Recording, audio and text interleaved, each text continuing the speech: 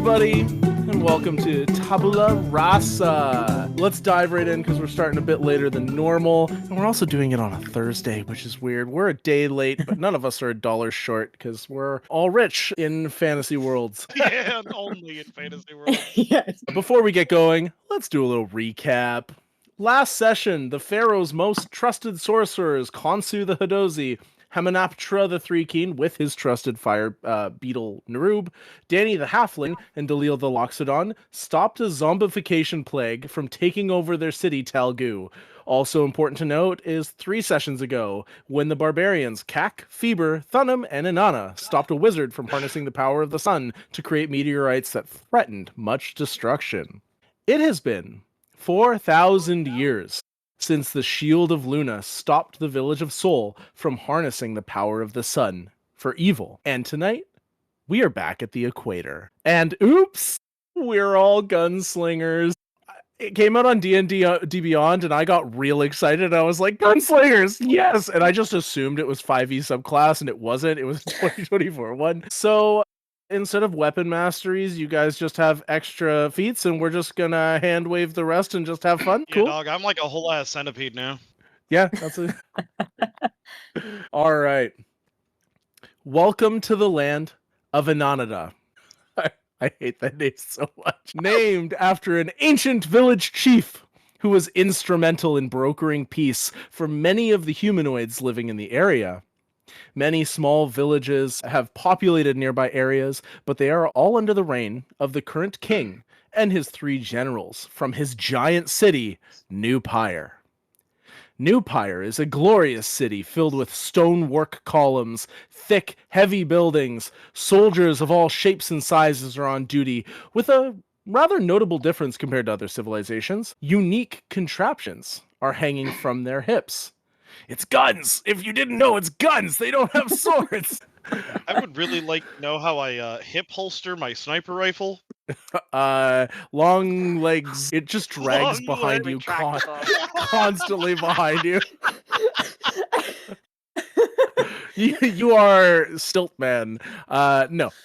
You probably... Third leg? No, that's my sniper rifle. Oh, man. As the sun's power was restored back in Oops Only Rangers, so too was faith in the Aarakocra Helios, as was the sun god's new name. In a holy location known only as the Sacred Scorch, gunpowder was discovered on the earth, studied, and recreated by elves new to the area, eventually creating an army of ancient gunslingers. A select few still worship Selene, the moon goddess, in secret, but much worship goes to Helios and his children. Hephaestus, the half-orc, is the god of blacksmithing, and Ares, the bugbear, is the god of war. Images of Aarakocra, bugbears, and half-orcs line the city. Those same elves who discovered gunpowder eventually divided into 2 groups. Those with an eye for creation who wanted to help develop the city, and those for an eye of destruction who wished to protect it. Underneath New Pyre, a giant city dedicated to mining and forges was created, called the Cinderland. The mark of a Cinderlanian is obvious, with differing skin tones and hair colors. Interestingly, a life without sun had an interesting effect on the High Elves, where they got white hair and dark skin, creating the Drow. There is an honor associated with being in the forges or in the army, as most want to explore this kind of lifestyle of protection and growth for their city. There are 3 key laws that, when broken, result in banishment from Inanada. That's such a hard thing to say. It's Canada, but Inanada. Do-do-do-do-do. Inanada. Do-do-do-do. Inanada. Tell me that's the national anthem. It is now. We should all sing it at some point. Let's finish the session by singing the national anthem. Perfect. I agree. Those 3 laws that result from banishment from Inanada are: a gun shall never be pointed at a civilian, even as a jest. Extensive training is required to wield such a weapon, only approved by the king themselves. Merit in society is as important as are the skills with the weapon. And when Inanada is threatened, As a society, we stand together to protect our peace, stronger than skyfire.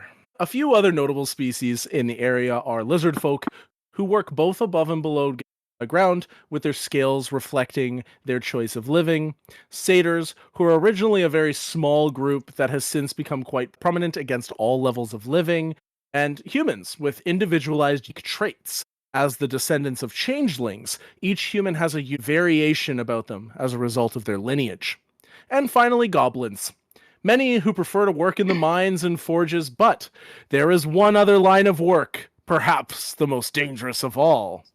A company working directly for the king called Feber's Jurassic Solutions handles the capture and taming of the dinosaurs that live in the area. Many goblins, for some reason, love this line of work. Because they're all fucking gremlins. It's a gremlin-ass job if I've ever heard it. Just wrestling dinosaurs. Yeah. It is a common sight to see a muzzled dinosaur with a mounted rider gun on their hip. This is all just a fever dream for Elio because in session 0 they wanted to ride a dinosaur and I said no. And here we are. That brings us also... Thank you, Christian. No problem. That brings us all to you guys. You are all the highest ranking members in the army, with one of you being the king and also the self-professed strongest warrior. I guess we'll find out. Look, they've got a T-Rex, I ain't gonna argue. That's a very good point. Mine's an herbivore. We open Mine's a pterodactyl, I just have a bird. Oh no. I forgot that I have to do dino noises for this. And there's 4 of them. The Tyrannosaurus sound like. Perfection. Incredible. Thank you. No notes. I'm here all night. That brings us to you guys. We open on the lot of you, and you are returning from having just fought against an adult red dragon. You've got its corpse in tow, this trophy behind you, returning from the hunt, and you just see this red dragon is riddled with bullet holes. You know what? First, we'll start with the king. I think that's appropriate. Normally, I do Elio first, but not tonight. Tonight, we're going to start with Kristi. King Kristi, yes. I am going to be playing Slythe Asgeir. He's going to be a trick shot, a high elf. He's going to be a very arrogant and pompous king, very much worthy of being overthrown. So he also, for a magic item, has the X-ray ring of X-ray vision, in which he claimed in school from a schoolmate who he had executed because he wanted to have the ring. Very plain, very simple. Asgeir is a piece of garbage like many other politicians that we know. Yeah. And so that's pretty much his description. He's going to be riding a T-Rex named Frankie. And yeah, I think that's what you need to know about Slythe. Okay. We got Slythe in the house. Hey, Slythe. Yo, home slices. Oh, no. All I can think of is you sound like the Namek king. Yeah, kinda. Yes, Bit. well, I am very popular and very, very kingly. Why are you just Pegasus but deep?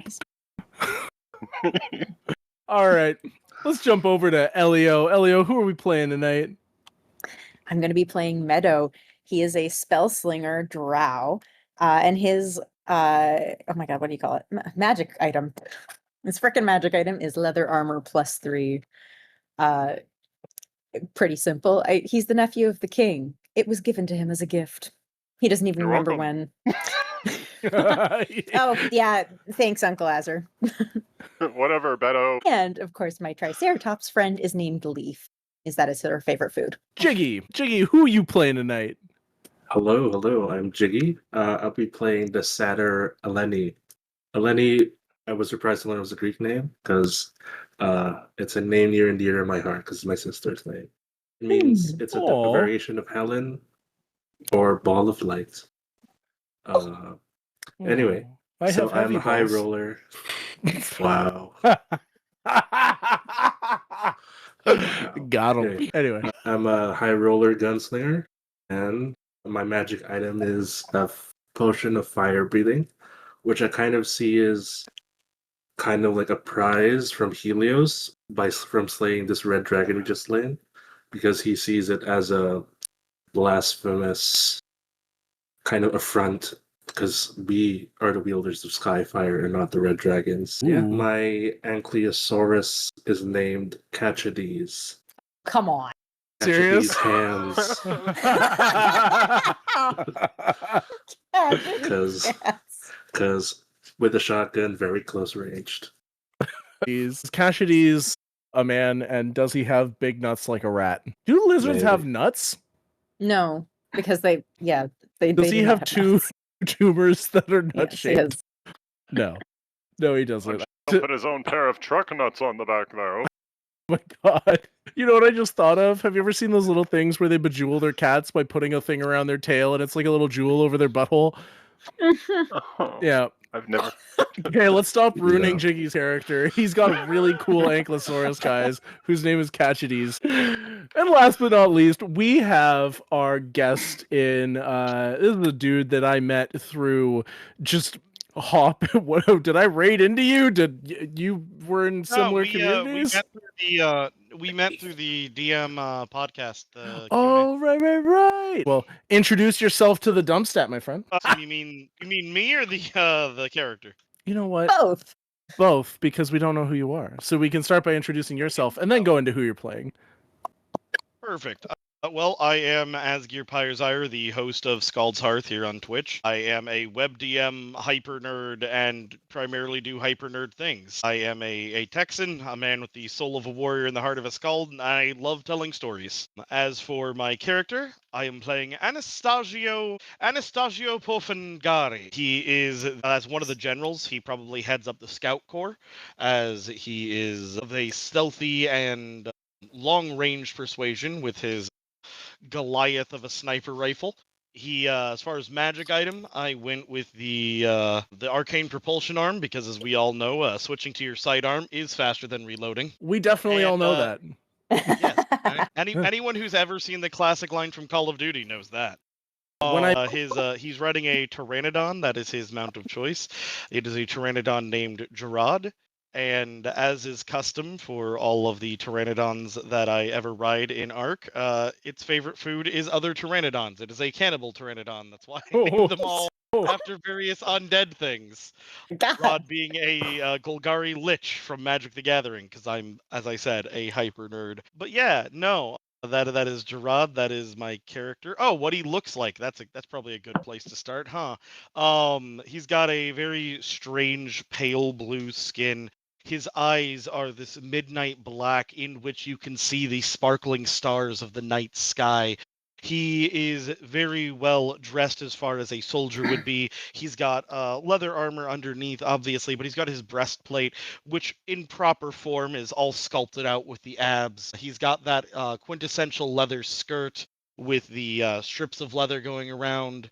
And he's got a very Spartan helmet as well. So how is he with flirting with people that he's interested in? Because it sounds like he doesn't need to put in any work and they'll just fall in love with him instantly because he sounds like the sexiest person I've ever met in my life. I mean, well, if his charisma score is anything to go off of, pretty well. And that actually feeds perfectly into your original question. You asked us what we wanted to be talking about. Just to bring the meme back, but flip it on its head.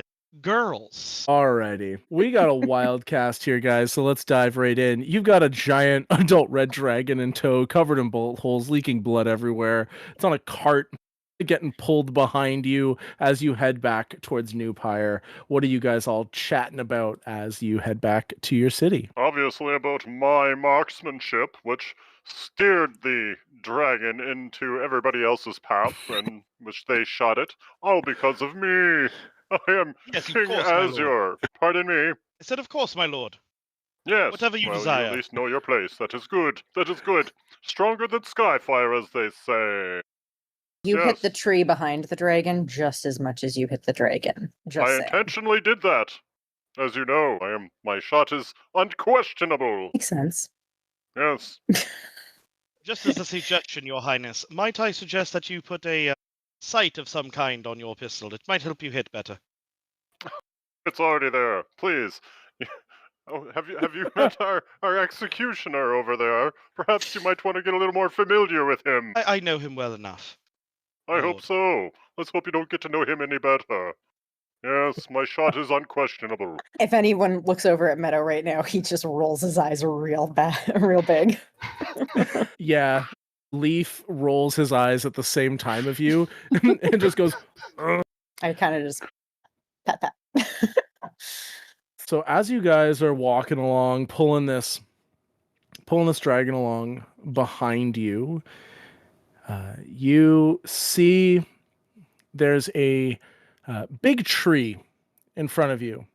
And with the sun currently high in the sky, it starts to begin its descent, and you see the shadow of the tree beginning to elongate as the sun begins to set in the sky. And it begins to elongate towards you. And from the shadow, you see crackling black fire begin to sprout from the ground. And it slowly grows in front of you until it's roughly 6 feet tall of fire. And the fire begins to mold into shape of something vaguely humanoid. Fascinating. All right. I casually put my hand on my gun. You hear a rasping whisper where its mouth should be. What unusual weapons you have all developed. I half expected your kind to still be wielding stones attached to sticks. And you are, good sir. Not important. I am Anastagio. Well, it's nice to meet you. You should all leave New Pyre. It shall fall. Join the dark side. Join the dark side, and you shall be granted eternal life through dark fire. And as if on cue, you hear multiple very loud explosions begin to ring out from the direction of New Pyre. Make the smart decision. And he just sinks back into the shadow and disappears. Come back here, I demand. Stop this immediately. Medo, As you're- Eleni. I don't think he's going to listen to you. My god, he must not know who I am. Clearly. I do not believe What? that dark and eldritch beings answer to the political hierarchy of men, my lord. Must make because they're stupid, I'm sure. Well then, what is everybody to make of this? My advisors, please. This is concerning me. I'm terribly vexed. Well, we're not going to let the city die, are we? Well, of course not. And I do hope that in time we can bring whatever beast that was to heal. Peace through superior firepower, of course. Alani, As what do you our make of way. this? He's all very strange. To say the least, I should say. Well, then we cannot let this happen. I am the only person that shall be ruling this city, let alone any darkness that should come along. And day before night and night before day, I am the king. My word shall be law. We shall get to the bottom of this and stop this. I demand it. We must convene a war council immediately. Let's As you press say, on. As you go to take a step towards the city, 8 of these fiery shadows suddenly spring up surrounding you in a circle and go to rush towards your group.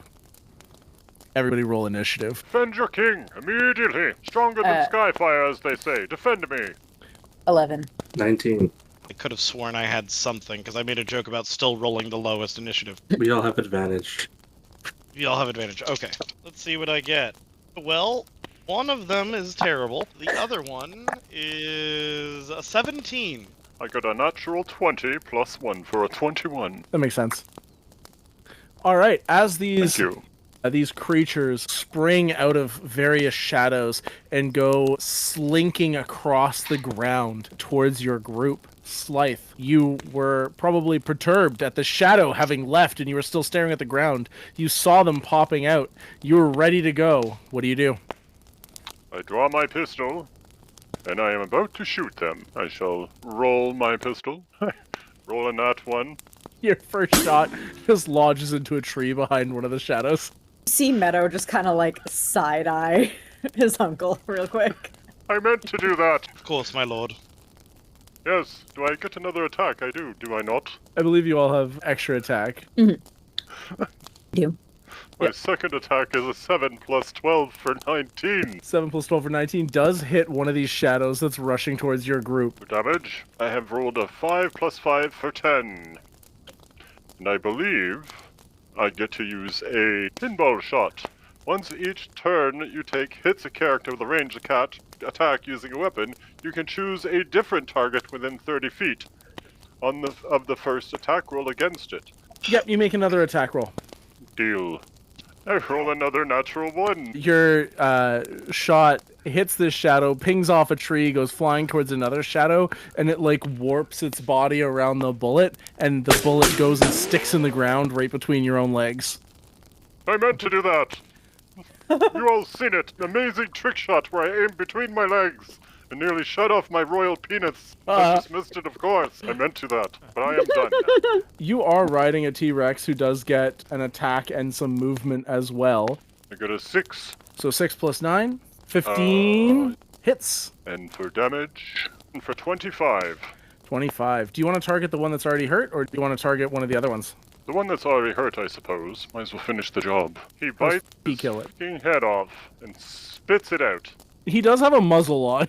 Just saying, all of your dinos then have he muzzles cuts on. his head off with his tail and then smacks it over the fence. Like Yep. baseball, which hasn't been invented yet. From underneath his muzzle, just...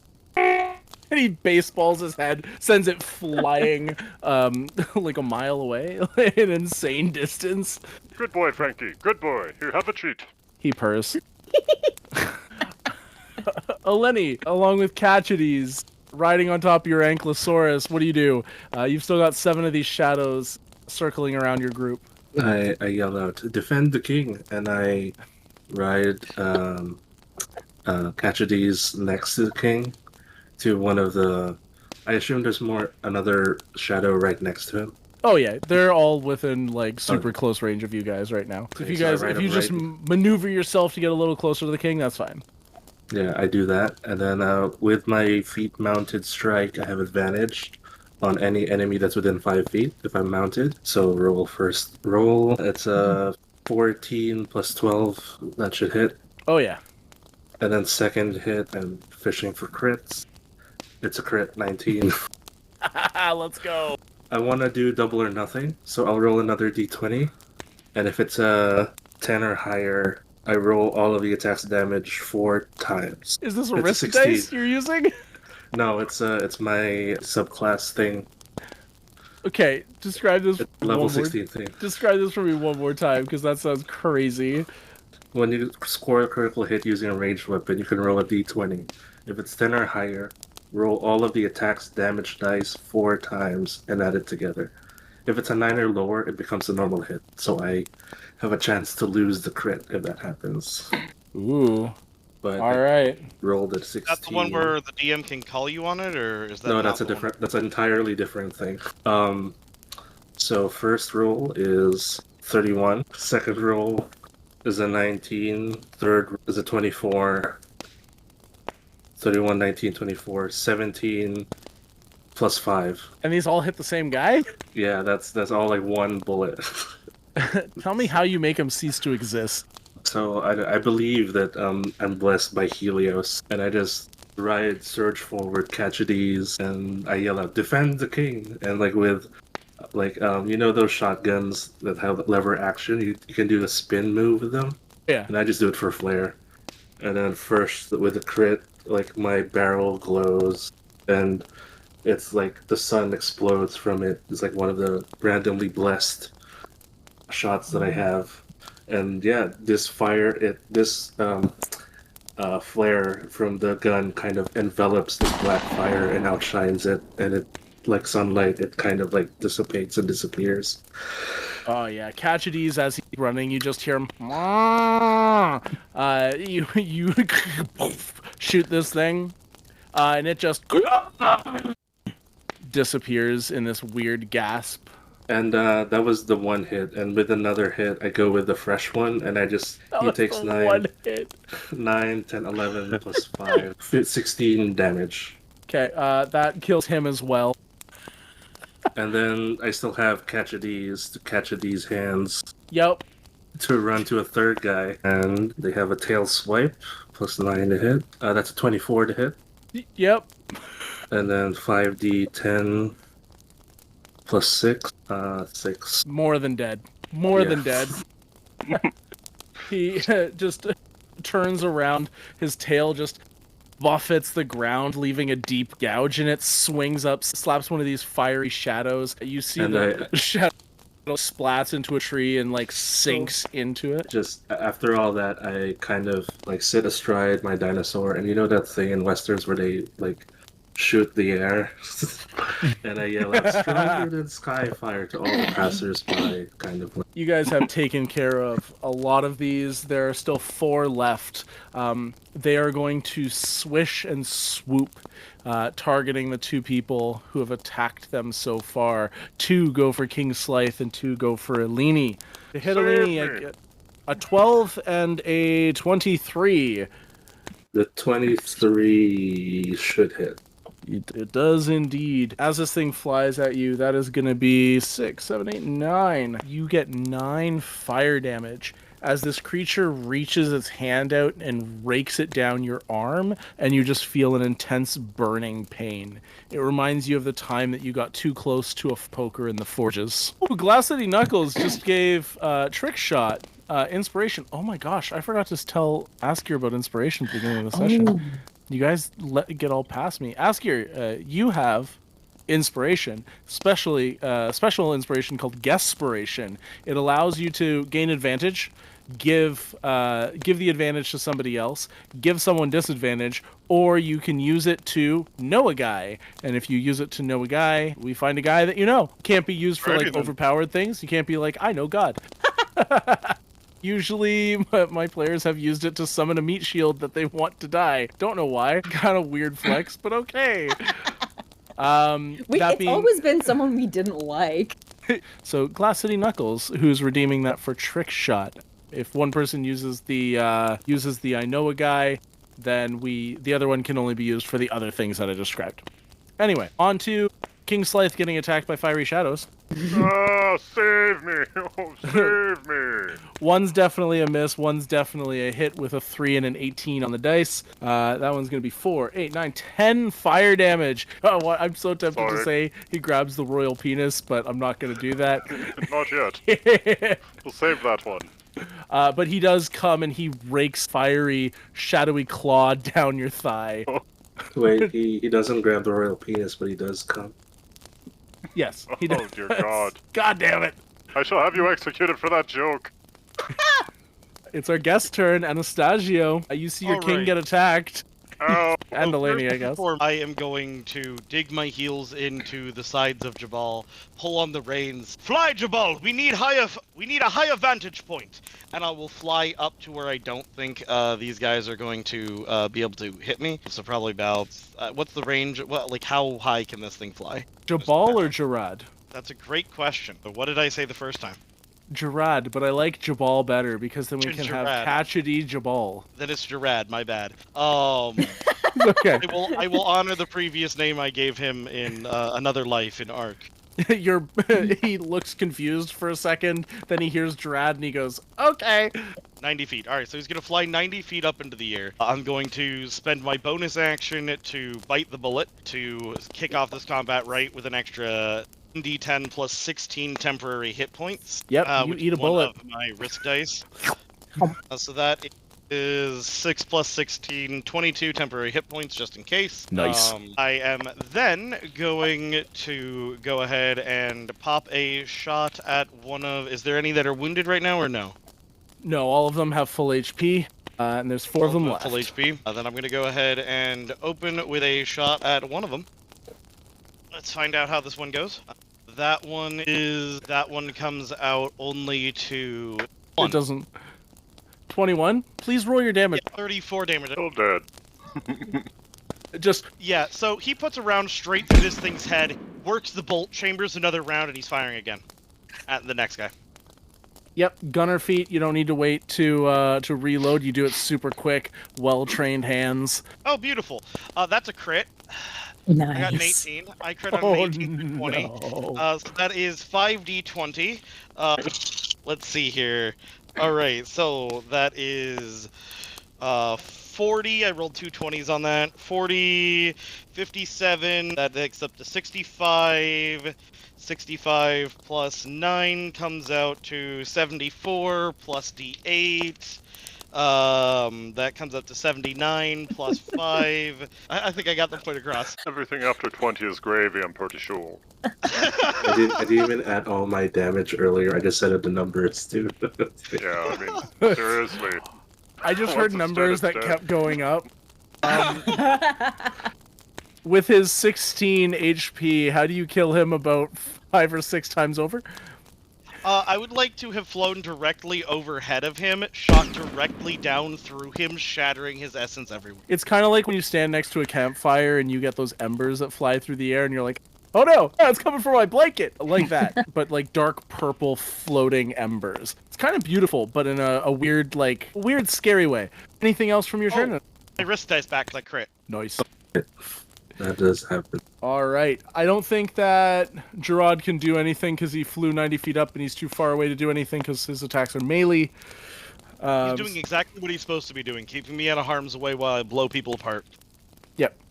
He screams into the sky. Also, being given Guesperation King Slythe. Thank you, Dirty Rollers RPG. Nice. We also got a redeem for a magic item, a talking doll from Xanther's Guide to Everything. I'll see if I can work that into this session. If I can't, I will use it in a future session. For sure, something that will definitely be on the podcast. I wouldn't mind using it. Be a delightful companion. Oh my god. Well, if we go to your castle and we go to your bedroom, maybe we'll find the talking doll there. Oh god! That sounds like a lot of fun. Used for? I shall call her Bambi. Wait, let me look up. Let me look up what the talking doll actually does. This stuffed doll is within 5 feet of you. You can spend a short rest telling it up to 6 phrases. It's a parrot. It's a parrot. It's no more 6 Perfect. phrases, no Just more than strokes 6 his words ego. long. I was gonna say that's actually perfect for that character. Oh no. King Slythe is my favorite. Oh. Lord Slythe, you're the bestest. Yes. I don't know why he was German, but apparently the doll's German. Headcanon accepted. Your royal penis is very big, Your Honor. It is, isn't it? Look how grand it is. You stroke it so well in the bedchamber. Oh, you Oh, know no. I do. No! You keep this I'm up, sorry, though, you will be doing Peacemaker. the stroking. We corrupted your doll. Wait, is the doll just him? It's Yes, a little it's just a King mini Slythe. King Slythe. Yeah, Yeah, okay. Yes. Cool. it's a stuffed King Slythe. Oh, and That's the canon. crown He of has yeah, that the now. crown of the doll is like sewn on just so that no one can take it off of him. Yes, Slythe yes, of course. Junior. King Mini Slythe me. Jr. Slythe Junior. He's mini-me. Meadow, kill this last 2 shadows for me. I think I can manage that. Okay, I'm gonna pull out my revolver, aim it at one of them. Oh, come on. Oh, that's a 9. Yeah, you go to shoot, but you're distracted by the insane sniper fire that just landed right beside you and your friends and killed one of these things. But you do get another attack. Yes. You hear me kind of like curse quietly, and then I'm gonna aim again. That is a 21. Yeah, I was gonna hit. Yeah. All right. 6 damage. That's with the 1d8 you get. You get This a one has- 1d8 from one of your... Overkill. Yeah. So if you don't have your ability score modifier on the attack, then you get your ability score modifier. However, if you do have your ability score modifier on the attack, you instead get an extra 1d8 of the weapon's damage type. Isn't that? Yeah. So it's in total it's 2d8 plus 2, correct? So should I be plus rolling 2? 2d8s? No. Yeah. So you would get rid of the plus 2 and then roll another d. So it's 3d8. So 3d8s total. Yeah. Okay. Yeah. Okay. So Thank you for that. Okay. it'll be a 3, a 1, plus another d8. Okay. 1 second. Yeah, That's 7. kind of cool. Yeah. There you go. Thank you So that's for an 11 yeah. damage. Still doesn't kill this guy, though. You see it shrinks him down, so he's like a tiny little petering shadow. You've still got your Triceratops and a bonus action. I've still got my what in a bonus action? Triceratops. Oh. Leaf. Okay. Yeah. Yeah, that is exactly what I'm going to go for. We're going to Don't you trample leaf up? him. Okay, good. You're not leaving us. You have to succeed on a strength saving throw. DC 13. Cool. Yeah, Leaf is gonna trample. Oh that wait, no, that was a motherfucker. 0. Even better. All right, what's your plus on this trample? Oh, that's a good. Oh, that would just knock him prone. You knock him prone, and then you're gonna try and gore or stomp him. Yeah, I'm gonna stomp on him. Cool. So D20 plus 9. thank you. Yeah, using the extras on D&D Beyond is always A little wonky. Yeah, I don't know why they don't Yeah. put dice in there. dirty 20. Oh yeah. How does Leaf kill this guy? Very joyfully. He's just like Dead. he's just like Alright. dancing on top of this guy like until he stamps him into the ground. There is one of these fiery shadow creatures left, and it kind of like wisps around, looking between the four of you and your giant lizard creatures that you're riding on. And he goes, Make sure you leave the city. You may have defeated these underlings of mine quite easily, but you will not find the same strength from those within. I'll say we're out of initiative. He kind of stops fighting. Okay, I want to look at him, look to the dead dragon we're pulling, look to him, and just go, honestly, good fellow, what did you expect to happen? We just killed a dragon. And then I will roll the intimidation. You can roll that with disadvantage. Disadvantage? Okay. That is fine. Where the And don't tell us what to do. 7! Oh no. You can't hear you, you're 90 Very feet intimidating. away. I just talk over top of him. As he's trying to say his cool line. Hey everyone, watch how cool I look when I take this shot. Gather round. Don't do it. No. Yes.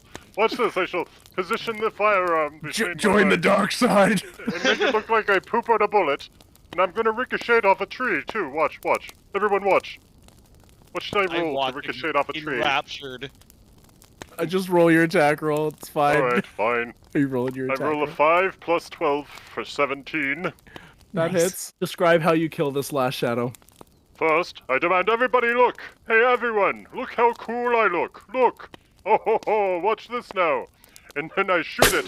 In one eye, it bounces off the back of his skull, goes through the other eye, and then drops neatly in front of me. Why is it neatly? Because I'm the king, you fool. I'm the king. And this is a It has neat to be a bullet regal landing. bullet shot. It is extremely regal. Yeah, the bullet lands. It like skids on the back and then like teeters and like lands flat like it's bowing to you. That's right, I am the king. Even the bullet knows this, and now that dead purple smoky thing knows this now too. Everybody cheer! Cheer for your king! Yes. Yes, Like I golf like that. clapping instead. Yes. Haha! We are I'm going to victorious! get on the reins and make my Pteranodon cheer instead. Now everyone pose. We shall have a statue built in our honor for this valiant day. You become aware of thick, heavy smoke coming from the city, What's starting to this? overtake the horizon. Oh shit. I'm just going to whip my reins and start flying towards the city. You all go charging towards the city on your various mounts, and as you pull up towards the gates of the city, you see a lizard folk soldier come running out, and he's got deep obsidian-colored scales, and he's riding a large raptor. It's been bred to purposely be big enough to support a humanoid, and he goes, "My liege, we have information. Shadows of fire have appeared all over the city. They seem to be targeting multiple locations. Your castle, Phoebe's Ranch, the forge, and the main entrance to the mine. They are also attacking civilians. What are your orders?" Stop them, you fool! What, more specific? Fine. We shall mobilize the army immediately and order them to fight these things off while we figure the situation out. All right, your castle is under attack, my liege. Prioritize the mines. If we lose the mines, we lose our ability to continue to fight. I see that as good advice. Plus, it is the sole reason for our fortune. Yes, do prioritize the mines. Second, the castle. But first, of course, me. I must be kept safe, so my companions here shall maintain by my side. Keep me updated abreast of the situation. I need your advice. He throws you a speaking stone, just like a long, like a walkie-talkie, essentially. And he Yes. says, "My liege, I shall keep you abreast of the situation. Me, I shall gather many troops and go to the mines and protect them. Stronger than Skyfire!" And he pulls on the reins. Skyfire. He pulls on the I'm going reins to of his. bang my metal fist against my breastplate in a warrior salute. He smacks his fist against his chest plate and he goes, "Ow!" And he runs away. I need a report of the situation. As you guys are looking around, you do see smoke rising in 3 locations in New Pyre currently. And from the directions, you can tell one is Castle Asgeir, one would be where Feber's Ranch is, and the other one would be where the grand staircase that descends into Cinderland is. My liege, if I may, with the Yes. army going to deal with the mines, I believe it is prudent that we go and defend the ranch first and foremost, as if the dinosaurs escape the ranch, they could cause unholy terror across the entirety of the city. I believe you are correct. No, that's crazy. That would never happen. Well, either way, we lose our dinosaurs, we lose our advantage. Other than, of course, our firearms. Agreed. But yes, I mean, this is where Frankie was born, of course. And Frankie is very dear to me. So yes, I agree. Yes, Frankie, yes, you have a chip. Good boy. Now, I'm just going to start flying towards the ranch. please, yes, we will follow. We must save the ranch. The castle is of little concern because, I mean, you can all work on a weekend and rebuild my castle for me, of course. I assume with the Pteranodon, I am probably the fastest, yes?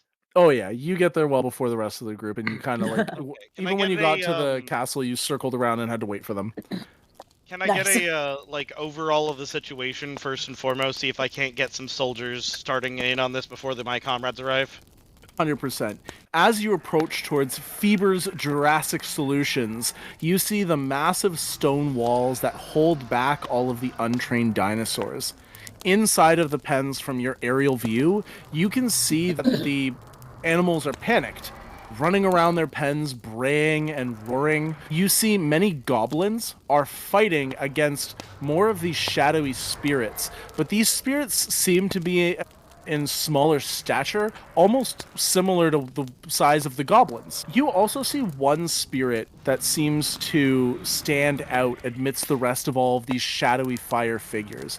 You see one where there's almost an aura protruding off of this creature, and he is holding what looks like a shadowy, fiery warhammer, and is just smashing into the side of one of these stone walls. You recognize the wall that he's trying to break down is the pen that leads to the Spinosaurus. Okay, are there any soldiers around doing anything here, or is this all up to us right now? So you see the goblins that work at the ranch, who are very used to handling dinosaurs, have taken up arms and are taking care of the smaller, shadowy, small-sized things. The only thing that's really a worry right now is this one that's trying to break the Spinosaurus pen. Okay, and how many rounds would I expect it would be before, if I were to engage right now and try to intercede and prevent the Spinosaurus pen from getting blown open? How many rounds would it be until the rest of the crew arrives? I'll say, because you scoped out the situation while they were still running there, I'll give you 1 round on your own. And because you're probably really high up, this thing's not going to notice you coming. In that case, I am just going to kind of land. I assume there's like a roof or something where I can land pretty easily, yeah? There's other, like, pens and stuff nearby that you could land on top of. Okay, well, if there's going to be a little bit further, I will just stay high up then, and just take my shot from here. Okay. And I assume since you said he wouldn't see me, at bare minimum the first shot is at advantage for surprise? 100%. Okay. Then I am going to go ahead and once again do my bite the bullet. I'm just going to eat another one like it's spaghetti. That's 22 temporary hit points for this fight, and then I will open up with the first shot with advantage. A first shot is a 25. Definitely hits. 37. Okay. Are you doing your second attack as well? Yes, I am, if you'll let me. Yes, go for it. Is the second attack also at advantage or no? I'm going to say, with your distance from him, your first shot hasn't even reached him yet, and you've already reloaded and have aimed your second shot. Okay, Nice. sounds good. Yeah, this one in here, you've been rolling better for me tonight. Can you imagine reloading faster than your own bullet? Nice. The mad minute is all I'm gonna say. That is 16 plus 12, so well over 20 something. Yeah. Alright. This was not nearly as good, so I'm gonna go ahead and use my piercer to re-roll it. Where that D8 just went into the void, so I guess I'm rolling a different one. But damn, that is even worse. But I have to keep the second roll. So that is all of 4 plus 5, 9 damage on the second shot.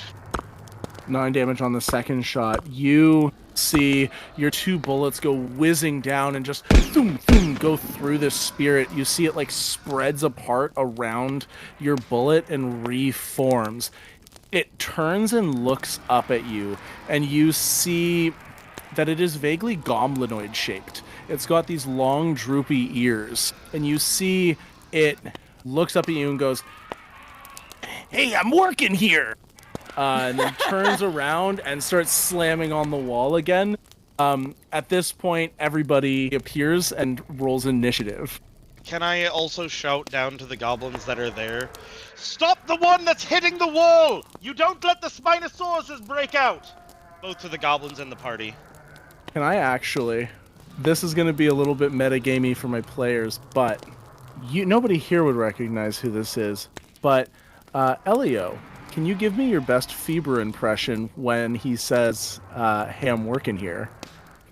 Hey, I'm working here. Shouts that across the field at you. Anyway, everybody roll initiative. 25. I also got a very royal 5. Okay, it was an excellent decision to make Kristi the king. It's 22 for me. 20. The Feber spirit got a 20 as well, which means it goes forth. Fucking gunslingers. Anastagio, it turns its back on you and immediately starts slamming its warhammer on the wall. What do you do? I'm gonna go ahead and take a focused shot. Okay. So I'm only gonna fire 1 round this turn, but it's going to be with advantage. And if it hits, it's automatically a critical. Okay, That's going to be a 25. that does hit. I really don't want these Spinosauruses getting out. That would be hella bad. Okay, so that is 62. Your shot goes off and wraps your see it a bigger portion of it gets taken out by this shot, and your bullet goes and slams into the wall right where he's been smashing with his hammer. Feber, can you say, "Hey, thanks"? Hey, thanks. Okay. Still hurts him a bunch though. See the like fire and flame reform. Anything else you want to do, Anastagio? Curse under my breath. Medo, you come charging in on Leaf. You see this unfamiliar goblinoid spirit shape in front of you, and just multitudes of all these little other goblinoid spirits that are swarming around and fighting the people that work for Febers. What would you like to do? Okay, so we've got the one that's hitting the wall that Anastagio is handling. Yeah. Okay, so I'm gonna focus on the other ones. Yeah. If Just you- for some distances, I'll put Anastagio about 500 feet away on top of like a roof.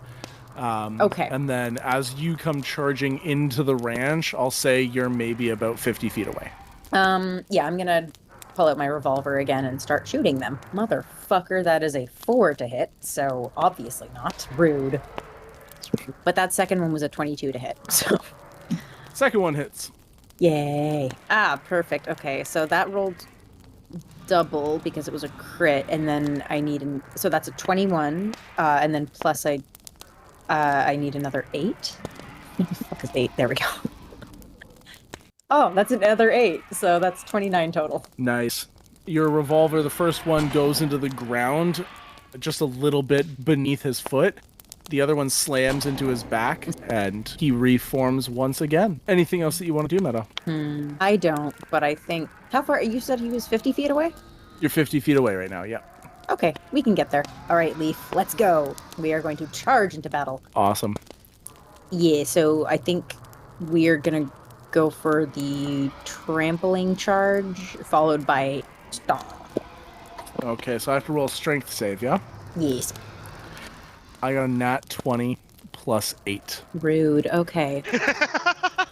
He turns around, plants his tiny little feet, grabs your Triceratops by the horn. Can you give me a Feber voice saying "not today"? Not today. I think you can still do one of your attacks. I think you I can think- still. I think I can gore. Probably gore. Yeah. Yeah, I think, yeah, even if he's holding them, I think if, so, okay, so that's 15 on the dice plus 9 to hit, so I think, Yeah. Yeah. okay, Yeah. plus 6, 28 plus 6. I'm very bad at math. 34? 34. 34 sounds right. Cool. Yeah. Leaf like shakes loose of his hands and gores him with his mane. No, I guess he only has the 2 Triceratops. Do they have 2 or 3 They horns? have 3. They Three. have the 2 long ones and then the nose one like a The rhino. rhino horn. Yeah. He gores him with his rhino horn right through the head. You see it stick through his neck and out the back of his head. And he just like pulls his face through it. Can you get Feber to say, well, that wasn't very nice? Well, that wasn't very nice. Eleni. Oh, okay. Oh. Am I also 50 feet away? Yeah. As you guys enter initiative, you start your turns 50 feet away, just outside the entrance to the ranch. Awesome. Okay. Catch-a-Dees only has 30 feet of movement, so he goes as close as he can. Yep. And my range is 20 feet in, so he's just inside my... is it still the under 20 feet if I'm at 20 feet? If you're at 20 feet, it's under 20 feet. Yeah. It's Okay. 20 feet and under. And I don't have advantage because I'm not right next to them, so I'll just roll straight. That's a 5 plus 12, 17 to hit. That misses. Ooh. I'll do a maneuver. Sorry, raising shot. Sorry, just reading.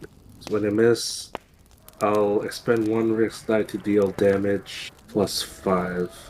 Okay, so I'll just spend a d10 to make it a grazing shot. So it's gonna be an 8 damage, just free 8 damage.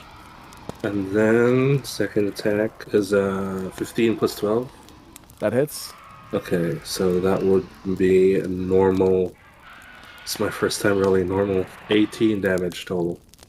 18. You go and your first shot, you do a little wide because you're worried about hitting your friend. The second one, you chance going a little bit closer, managing to do a bunch of damage to this thing. It warps and reforms around the little holes of shrapnel you left in it. You do see that this intense aura that was coming off of it before seems to have been receding down a whole bunch as you've been just pumping them full of lead. And it's its turn.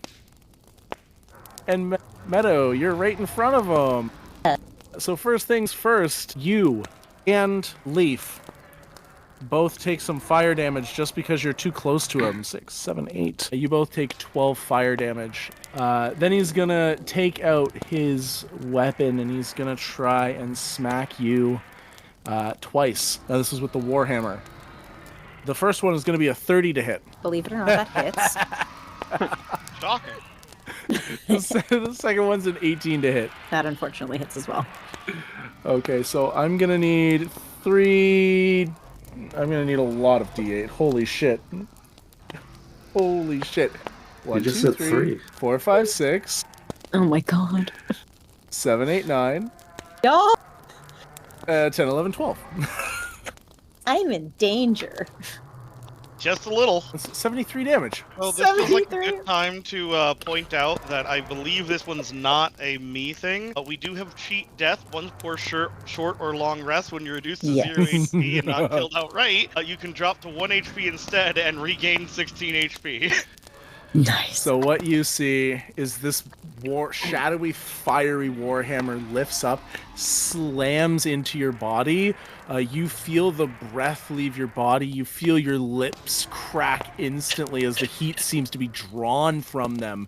And before you can even react, this is turned around unnaturally fast. No warhammer should move this fast, and is slammed into your body again. Leaf panics underneath you as this happens, and that's going to be the end of my turn. You have to put your cheat death yet or Yes. No, I'm good. no? I'm Okay. okay, but like, whew. You come running in just in time to see your nephew getting the absolute shit beat out of them. What do you do? Medo, stop being hit by that hammer immediately! What are you? Stop it! Thank you.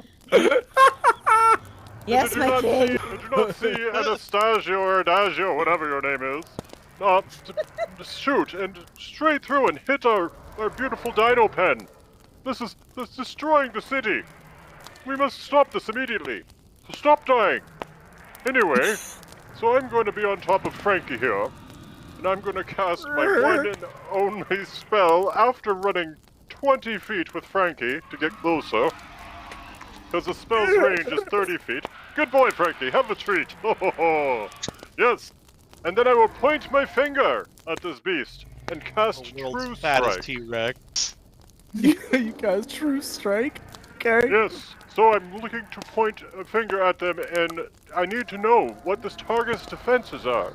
Because we're killing our beautiful building with every attack. Okay. Grants you a brief insight into the target. So it just gives you advantage on it. You start to see the wisps in the fire, the weak points in the aura. You're very used to looking at people and breaking them down, and this is no different. So you're able to see where to target for attacks. Then I shall aim for those targets with a trick shot. Every single target. Is your trick shot a bonus action? No, it is not, sadly. Because your Actually, True Strike is an action to use. Yes. So it's an action. Well, still. I guess I've wasted that. Frankie! Good boy, Frankie! Come here! Frankie can get close. You know what I will say? Because True Strike is kind of a poop spell. I'm going to say you use it, and then Frankie gets the advantage. Deal. Oh, Frankie, nice. take a swat at this fellow, would you? So I will go over to extras. Frankie, and I must roll, what is it now to hit? A d20, and then it's a +9 to hit. So you're going to roll 2 d20s and take the higher. First d20. There's a 5 plus 9 for 14, and the second d20. Boy, there's a 4. So I believe I miss. Yep, Frankie goes running up, and then he he goes to try and tail swipe, but he miscalculates. He just smacks the wall with his tail. It's okay, Frankie. Have a treat. He just sounds like an old man who stubbed his toe. He eats the treat and cries. You see a little tear come out of his lizard There, eye. Frankie. All right, Anastagio, you see whatever the hell that was from your vantage point. I think we said 500 feet away. What would you like to do? Free action, shake my head since the king can't see me. And then I am going to mount upon my bird, and I would like to use his movement speed to attempt to fly myself, not necessarily onto another roof, but I want to get a different angle where my bullet is not going to hit the wall if it goes through this thing. Yeah, you jump with your bird to another. Your bird. You just you go flying a little bit. So Bird. yeah. That didn't do any actual damage to the wall that I was mechanically trekking. So I'm going to swing you wide so I don't do that again. And I'm going to take another shot at this bad boy. First attack is a nat 1, so that's just not going to hit. Okay. In that case, I will just take my second shot, which is a second nat 1. I've just been yeeted across the room, as you were, gentlemen. You take a look at the tip of your gun, you like flip it around, and the entrance of it got so hot that it like started to seal shut from heat. Flip around. Wonder. Yeah, you take your turn just like clearing out the gunk while mumbling to yourself like fucking gun. All right, Medo. This guy just beat the absolute fuck out of you. You're bleeding out of your nose, your mouth, your ears. Something's broken. You don't know where. Everything hurts. What do you do? I demand you stop getting hit by that hammer, for one. Yeah, I'm trying to see if there's anything that can get me out quicker, but yeah, no, I'm just gonna... He is not looking great. Just putting it out there. Like, the aura has significantly reduced. I have dodge roll as a maneuver. As a bonus action, I can spend one rest die to move up to 15 feet and reload. Doesn't provoke opportunity attack. Yeah, Oh, you yeah. got it. Yep. Okay, expend a risk die, and okay, so yeah, I'll do that. So spending a risk die to move up to 15 feet away and to reload your ranged weapon if you're holding it. Okay. If you do that, you would leave behind your dinosaur. The dinosaur doesn't dodge roll. Yeah, No, the dinosaur, sadly. I think, has plenty more health than you do in this situation. That's a very good Yeah, point, and I that's think you're my right. stance. All right. I'm gonna take that risk die and I'm gonna dodge roll to get myself the fuck out of there. Not saying it's gonna happen, Language. but could you use I know a guy to know another dinosaur? No, this dinosaur. I know a dinosaur. Glass City Knuckles wants you to kickflip the dinosaur. Really love to know how one kick flips a Triceratops. Please explain. Go on. You jump backwards. He jumps at the same time to help push and give you that lift, and he does a side flip that helps launch you away. Nice. He kickflips to help you. The Triceratops barrel roll, the classic maneuver. Yeah. We call it the Medo maneuver. Meadow maneuver. Love it. The Medo maneuver. Yeah, he wants you to leaf. Oh, If he hadn't said it, I execute would have this man immediately. You see a court jester say, "And that's all, folks," and run away. All right, you jump 15 feet away, I am jumping 15 feet away. and then And then I'm grabbing my revolver. And then you started blasting. shot and missed. Took another shot. I missed Yep, again. How did you know that I had missed? I guessed. Oh, I thought you were making fun of me. No, No. motherfucker. Well, That was an 8 and then a 4. Oh my god. God damn. oh no! Took a shot and missed. Took Okay, a shot and there's- missed. Are you sure you're my nephew? You rolled again. Sorry, there was a thing to To sorry, like bump it up. Grazing shot is the one you're Grazing. looking for. It's the one you have access to. Thank you. Yeah, so once per turn. Okay, so it's a damage equal to the roll of the die plus 2. This is the same damage that's dealt by the weapon. Okay. It's the Okay. wrist die plus your dexterity. The risk die. So What's it's a the risk D10. die? D10. Okay. Better. Cool. Okay. So that's 5. Yep. But yeah, that's 5. You shoot as you're doing your flip. One of them misses, the other one happens to hit just like this spirit's arm a little bit, and you see the same sort of like reform around it. Eleni. Oh no, So- sorry. Triceratops can go. Hey, thank you. Okay, so he's just kick flipped me off of his back. Yeah. He is now still standing in front of this guy. He's gonna try and score. Thank you. That was 19 plus 9 to hit, so Yeah. Yeah. 28. Stabs right through the chest. What would Fever say if he got stabbed by a Triceratops through the chest? Ow! About right. All right, Eleni. It's you and Catchides. I'm to Catchides' hands, and I ride Catchides 30 feet. And similar to Anastagio, I try to park Catchides like parallel to the wall. So I'm bonus action gonna bite the bullet to give me a health pool. All right. It's a good idea. Okay, that's a 10. So I get 26 temporary hit points. Okay. I have advantage on my 2 attacks. That's a 15 plus 12, and another 15 plus 12. It's okay. You got 2 hits. Shall roll, and I'm gonna do a maneuver, liar's dice. Okay. So out of a possible 24 plus 8, 32 hit points, I shall declare that I rolled. Sorry, let me just see. Out of a possible 32, I shall declare that I rolled a 15 damage. With that before- cherub-like bef- crown and Before that my really, bonus. that really nice smile that you've got on. I don't think you're lying to me. Okay. So, you don't call my bluff. You shall use the total damage I declared, even if I rolled a different total. So, we shall never know. Wait, we don't know if I called your bluff or not? Yeah, because you said I'm telling the truth. Yeah. If you call my bluff, like you're declaring I'm lying. Okay. Yeah, we'll keep it. That's pretty low damage. Sure. So 15 plus 5 on that first hit, Okay. and then on the second hit, I shall use another risk dice. So now I'm at 2 risk die. I say I rolled a 26 of a possible 32. No, I think it's true as well. Okay. So 26 plus 5 is 31 damage. Cool. How do you kill it?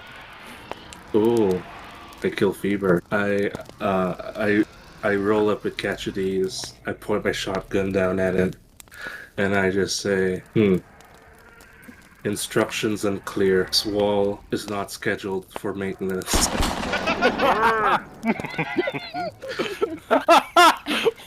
What? Okay. Quote of the week. And you take your shots. What does Fever say as they explode in a giant fireball? Why does it burn so much? Fever is a firework.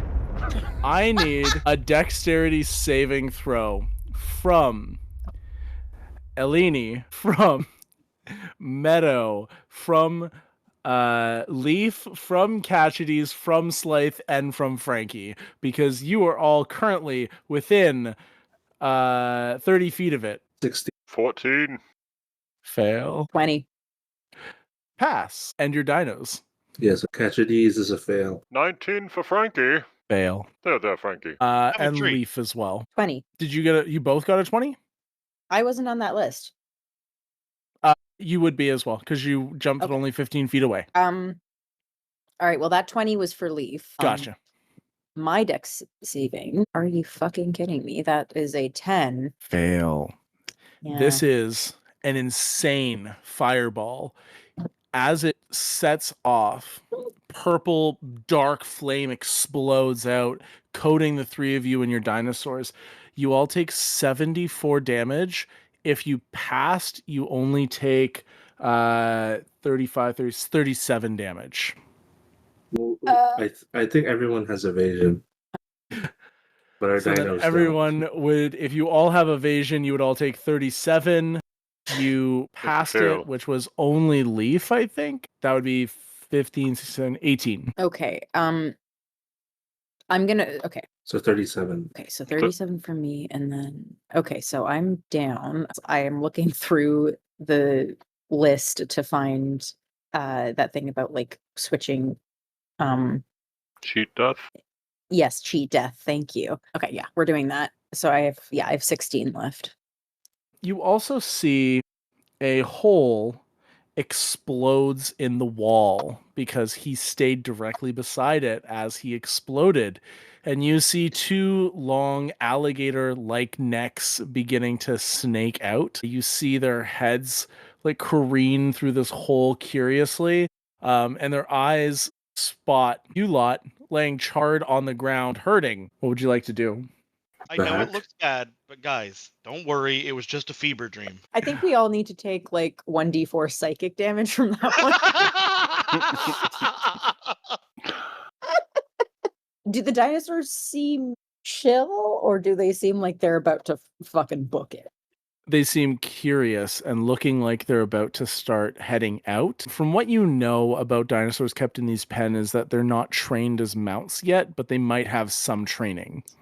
Okay, I'm really hurting, but that's fine. I'm gonna go up and try to approach one and just kind of like hold a hand out so that it knows I'm friendly. Roll me animal handling with disadvantage as you offer your delicious arm to it.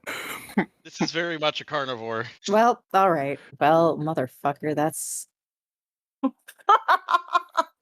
believe the rolled the expression exact. I rolled the royally exact same fucked. thing twice. I rolled a 2 both times, so that's a 4 total. I'm about to The- lose a motherfucking arm, and I may. Oh wow! Yep. Low guttural growl. It goes and it snaps at your arm. One of them pushes past you and just goes charging out of the ranch. Just you see around you the Can I other get a- goblins are finishing their fight up with these other creatures. There's still one that like kind of stops for a second. Does anybody else want to try and stop this one? Yeah, I was right by that wall. Could I get an attack of opportunity? If you would like to start a fight with some Spinosauruses, we can. Not a problem. But as you look around, you see smoke rising from various points in your city. You hear cries and death and war I have a cries. question. So I know that a Spino is obviously, a predatory creature, but I also know that you said these dinosaurs are not yet trained. So I was Some wondering training. if, well, yeah, some training, but not trained for using as a mount yet. And part of that training with anything that's a mount that's going to be used in war with guns is that firearms desensitizing. So these things are probably not sensitized yet.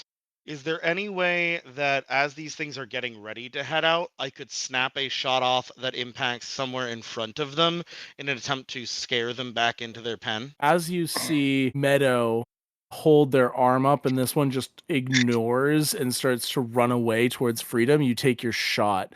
I'm going to say roll intimidation. Can I make an argument to add my dexterity to this as opposed to my charisma because I am trying to land it at a specific spot? Yes, I'm okay with that. And this That does is not not count great as a turn. still. That is a 12. That's a 12. Is there anything anybody else would like to do in this moment to help with that? I'd like to shoot my shotgun twice in the air to like kind of like make the sound of like a whip or something. Okay. Kind of. King Slythe, what are you trying to do in this moment? I am trying to save my inept nephew. I believe it was deft deflection. In order to save my inept nephew, when an ally within 30 feet of you is hit by an attack holding a ranged weapon, you can expend 1 risk die and grant them the benefit of skin of your teeth maneuver. This allows them to roll 1 risk die and add the rolled number to their AC against this attack, potentially causing it to miss. Could that help my nephew, or is the time gone past too late to do that? What I'll say is it did try and like snap at Meadow and you took a shot and it like kind of like disgruntled started to run away. Then we see Anastagio pump a giant shot into the ground. Eleni starts shooting up into the air as well.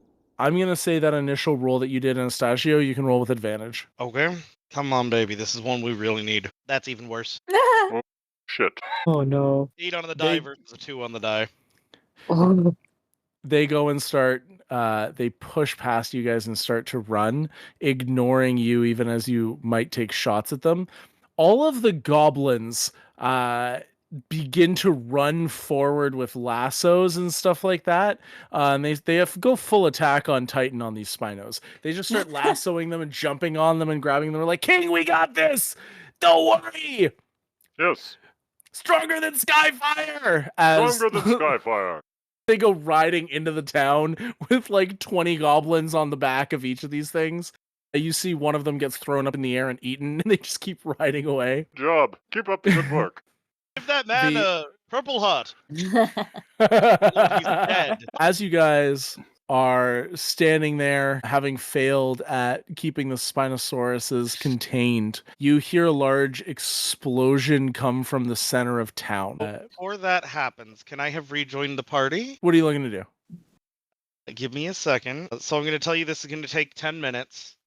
But in the current situation, we kind of really need it. So I'm going to use my inspiring leader, and I actually have a little bit of a speech for it. And if I do that, then I can choose up to 6 of my allies. Most importantly, the one that has gotten shit-rocked by a flaming hammer that can see, hear, and understand me within 30 feet. And each of those creatures are going to gain 19 hit. So I'm going to pick the entire party, and the dinosaurs probably don't understand us, so that's just going to be the party. All right, go for it. I am aware that things seem bad at the moment. Yes, the Spinosaurus has managed to escape. However, we managed to greatly defeat the enemy here. We have defeated the enemy outside the gates. The war is not over. There is battle to be had, and we shall win. Who is with me? Huzzah. Yeah. Sure, whatever. When I go, yeah, Leaf just goes "Arr!" when he sees my hand up in the air. As you finish your speech, an incredibly loud explosion rocks throughout New Pyre. Sounds Well, like we shit. have work to do. Sounds like you have work to do. Sure. Are you not going to come with us? Well, I'll show up and cheer you on, of course, and do my kingly duties and take all credit for the situation. Thank you, Not like he's appreciate going it. to hit Of course, I'm anyway, and I'm generous. going to whip the reins and fly towards the explosion. Shall we all head towards this explosion and check it out? In fact, I demand it. At the I'm center gonna- of town, as you guys all head there. So you all know that right smack dab in the center of town is a giant spiral staircase that leads down into the Cinderlands underneath. As you all approach towards the center of town, you see that this has been destroyed. Just earth and stone lay where this entrance once was. You hear a coughing noise coming from the debris. I am going to land and immediately do everything I can to get whoever this is out from the debris. You pull this guy out rather easily. It's the person that you saw before riding the raptor. He is covered head to toe in wounds. He like lays on his back, gasping, covered in dust, and he goes, My liege, the forge has fallen. The mines, there was something in the mines. I don't know why they were seeking the mines. I don't know what's going on. Your liege, I'm worried that our city has fallen. And Well then, he slumps that's what it over. is. Does he die or he's just unconscious? Let's put him down anyway. He's suffering. I know, from your perspective, he might be dead, he might be unconscious. If you guys want to do a check on him to check up on him, you can. As he's Leave. slipping into unconsciousness, can I just tell him, rest well, soldier. We will carry the torch. Stronger than Skyfire. Well, I must disagree. This man was obviously not stronger than Skyfire. He's on the ground dying. He's weaker than Skyfire. Die, weakling! Yes, my Uncle, liege. Shall we? Yeah, as demanded. Now, the rest of you, if you would like to stay stronger than Skyfire, we must determine the breadth of this situation. We must travel down below and find out what is going on. Does anybody disagree? No. No, my liege. Can we take our dinosaurs down, or is it far too dangerous? I was about to ask the same thing. You become very aware this was the only way down to the Cinderlands, and it's destroyed. So this is gone. We can't travel there any longer. So the Cinderlands So- are... Unless We're gonna run out of ammunition. somebody with a flying mount can take us one by one That down there. That would require us to be able to go through. Can I spend my de-inspiration to know a guy who has some blasting charges? Ooh. Sure. You know that there My is a... desperation, whatever. Yeah, your desperation. You know, you have a friend in some lower circles that deals in heavy explosives. There is a bar nearby, a little pub style thing that just serves fermented wine. All wine's fermented. What the fuck? I want that good fermented I like the fermented stuff aka best. grape. They just serve they serve grapes in wine, so you can have your unfermented wine in your fermented wine. It's like drinking boba. They give you a big enough straw. It's They like have a I kinda couple. love seasoned that. cocktail. Yeah, but the grapes are really big, so they usually have a death about once a year. Anyway, Right. Well, I know a way to fix the situation. You are free to come with me if you wish, or you can stay and guard the place. I will return with explosives if you stay. Well, then we shall stay. Please bring these explosives. Yes. And I am going to, as fast as this thing can, dash actioning every turn, rocket to the bar. you get to the bar. Quaint little pub. Serves grapes and wine. What's this guy's name as you pull up and go inside? It is crepitus, which means explosion. Clever. Nice. You bust open the door to this pub and you hear from behind the counter, very obviously, oh my god, Gluttony Knuckles just said Prepatus H.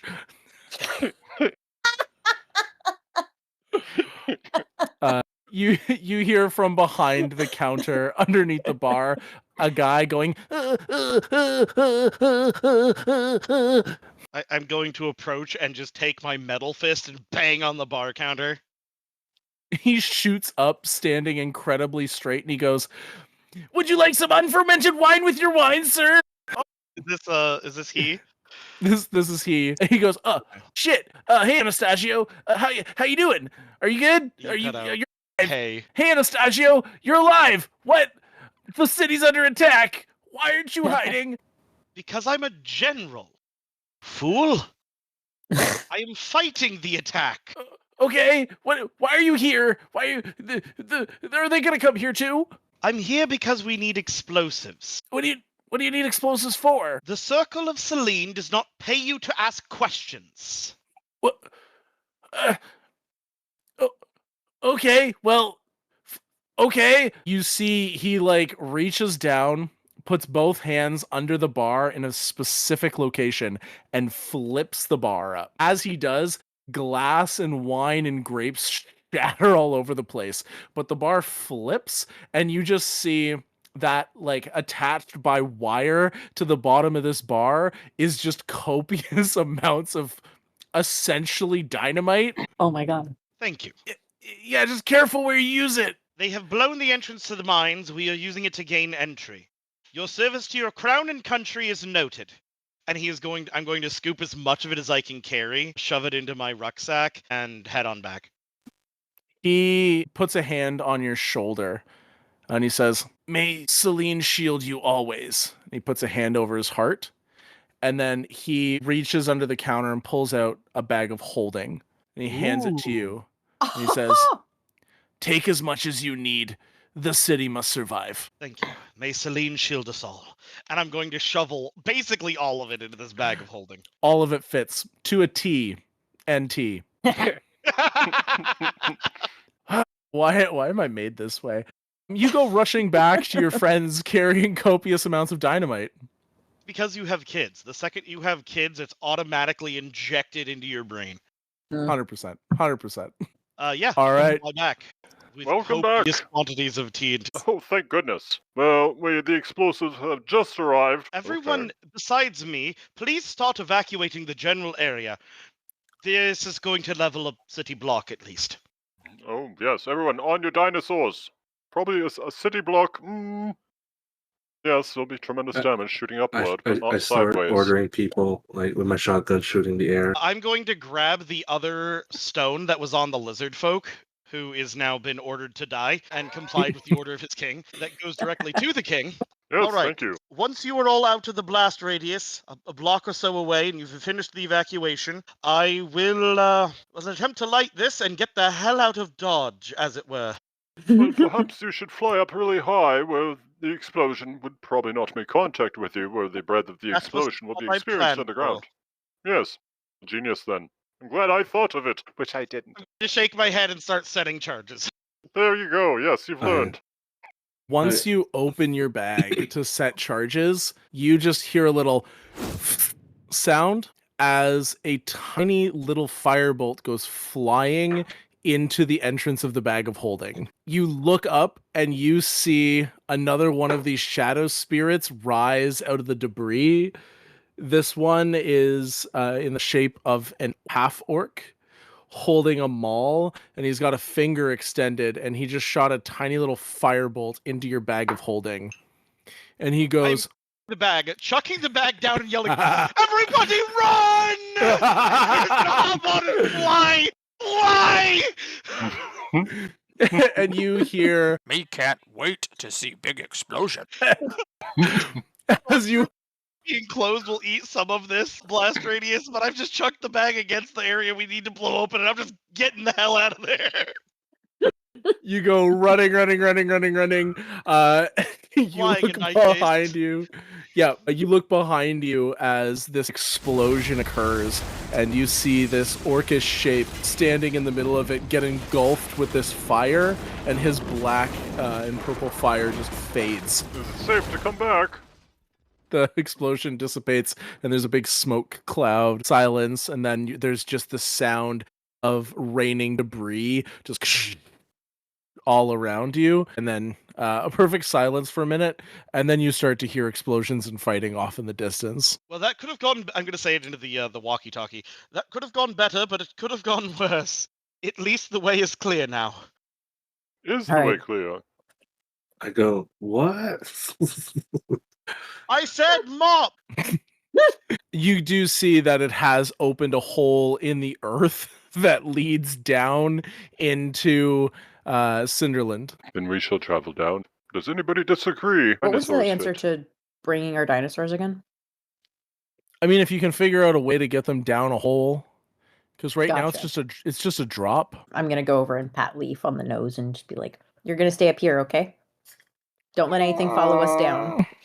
Yes, it appears the dinosaurs cannot come down.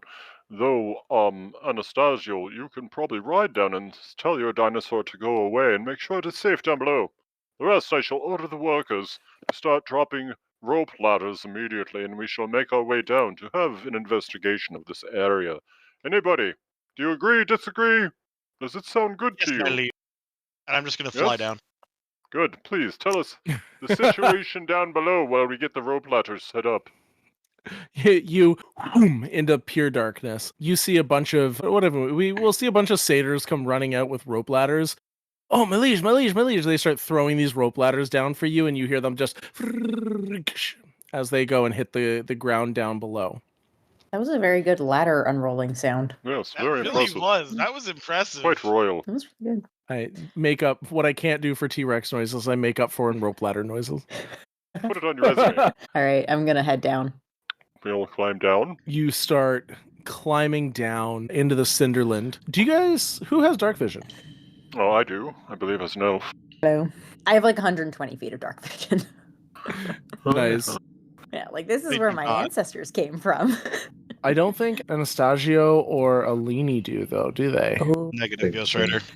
So, Anastagio, as you start to go deeper into Cinderland, you do see a pit of darkness ahead of you, but in the far distance, you do see pinpricks of light where the forge used to be.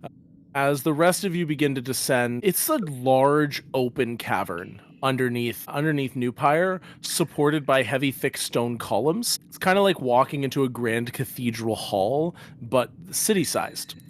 From where you stand, you're getting much of a similar vibe as what Anastagio has, just he's circling up ahead, up near the ceiling of this place, which we'll say is about 100 feet up. So can I light one of my torches and strap it to the saddle of my Pteranodon? Yeah, you light a torch and strap it there. You're not flying fast enough that it's putting it out or anything like that. We'll say you even have like a little slot for it there where it keeps it canted out at an angle that it doesn't burn you. It's sort of like Arc. They have a slot at the back of the saddles where it points out at an angle backwards and kind of illuminates the area. Yeah, so you're able to use it to avoid anything like any columns that happen to go into your way, or any sort of like if there's any stalactites or anything hanging from the roof.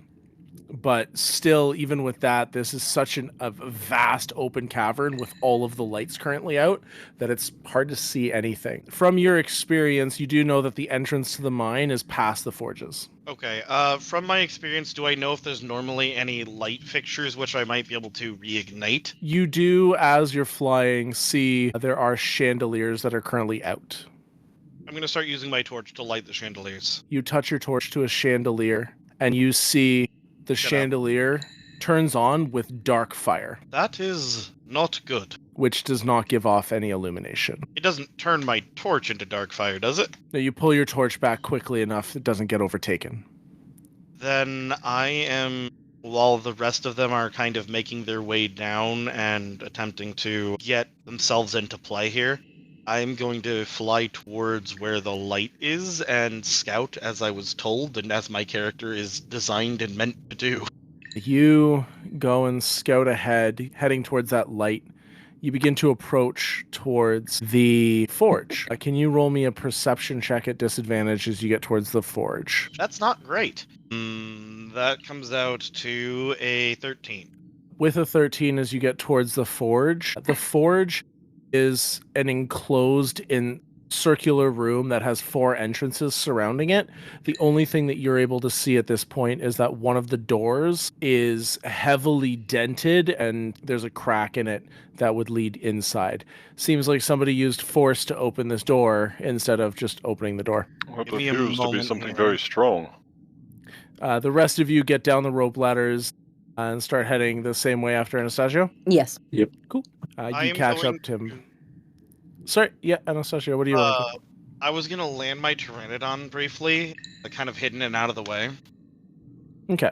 Just to let them know that I'm going to be back, and then I would like to cast my once per day invisibility. Okay.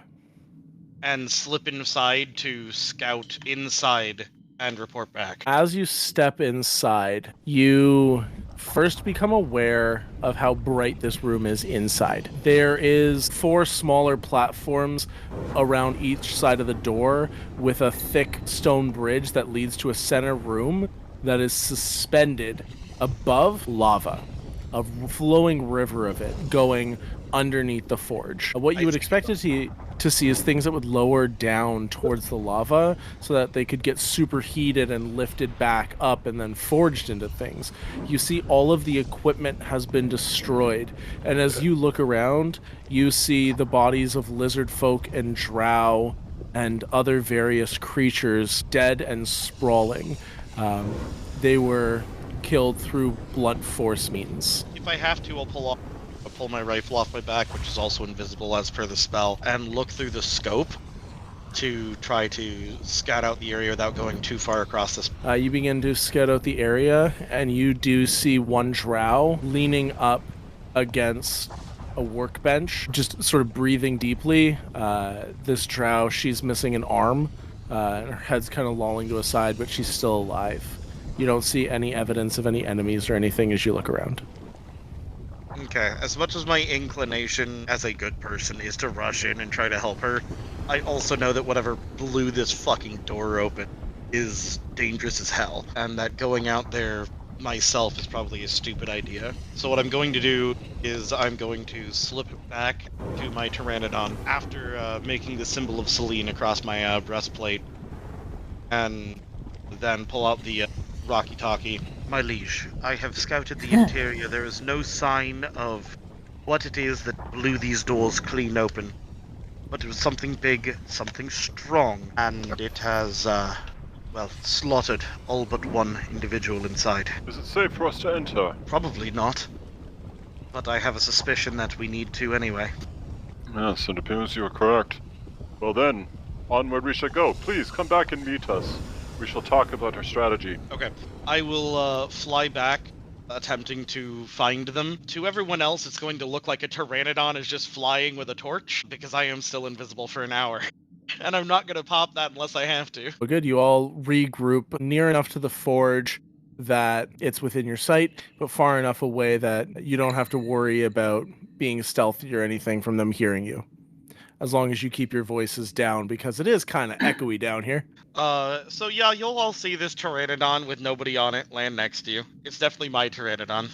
Oh, we're used to this, I'm Alright. sure by now. We've seen this invisibility. We know you were Quite there. possibly, yeah. Yes. Well, do I still have the doll, the mini Slythe? That was in the castle that's currently being burned to the ground. Oh, is it? Oh, shit. I've lost my favorite doll. How unroyal. Well then, there goes that plan. What do you all think we should do? It is very unroyal. That doll was dear to me. Very dear. I'd put lipstick on it every night and kiss it goodnight. It was a delightful doll. Nothing could have prepared me for that. Yes. It's because I'm Holy royal. hell. Well then, who has the ideas? We should approach cautiously. I believe you reported to somebody inside that could use our assistance. Indeed. Shall we call out to them? Though Shall we approach them? whatever broke in there is not there visibly. I worry that it may rise up from the lava or jump down the second we cross the bridge, or worse still, smash the bridge while we are upon it. Well, I have a grand idea, then. Shall we say, Eleni? How about you go in there and tell us what's going on? Yes, I am the king. You go first. I mean, I am used to this. As the king's hammer, I shall oblige. Yes, perhaps make verbal contact first. I mean, I do care about your safety. You are a very loyal retainer, but I am not going in first. I'm the king. I am stronger than Skyfire. I must be saved for daring situations, of course. Well, if you're stronger than Skyfire, my lord, would it not be best to send you? Well, no. Well, what if the thing is stronger than Skyfire also and destroys me, and there goes your greatest weapon? Nothing is stronger than Skyfire. Is that not right, my lord? This is not Skyfire, obviously, sir. No, it is We look- Darkfire, and Darkfire cannot be stronger than Skyfire. Well, If you that's were yes, strong I as agree. Skyfire, then you should go first. Well, since Eleni is stronger than Skyfire, Eleni, please show this gentleman what stronger than Skyfire means.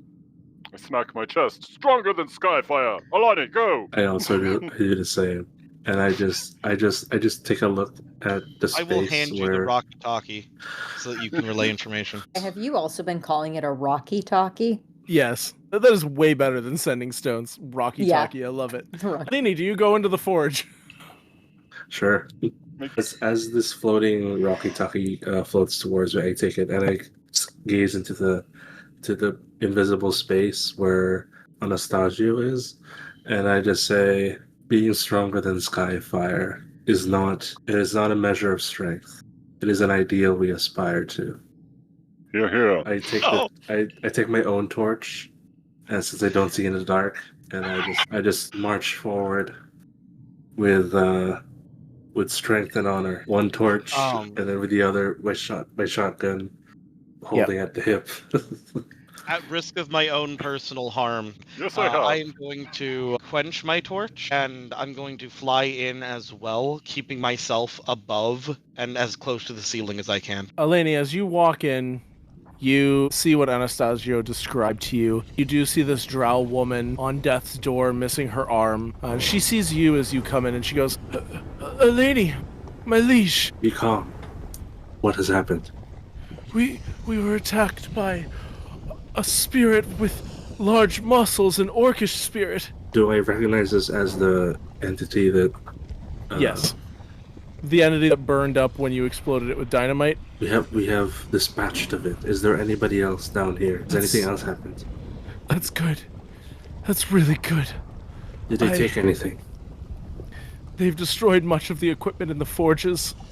Many of the people here are lost. They were seeking the mines. There was another spirit with them, something that could jump incredible distances and had a feral nature about it that I've not quite seen, and a long lizard-like tail mixed with the dark fire, of course. It went into the mines. Can you stand?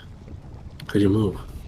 My liege, I don't believe I can. I overheard the spirits conversing. They said something about a do-over. Are they truly stronger than Skyfire? Breaker, is this thing on? Eleni, are you still alive? I just tell this. What's her name? My name is Lucille. Lucia. Get some rest. We're gonna handle this.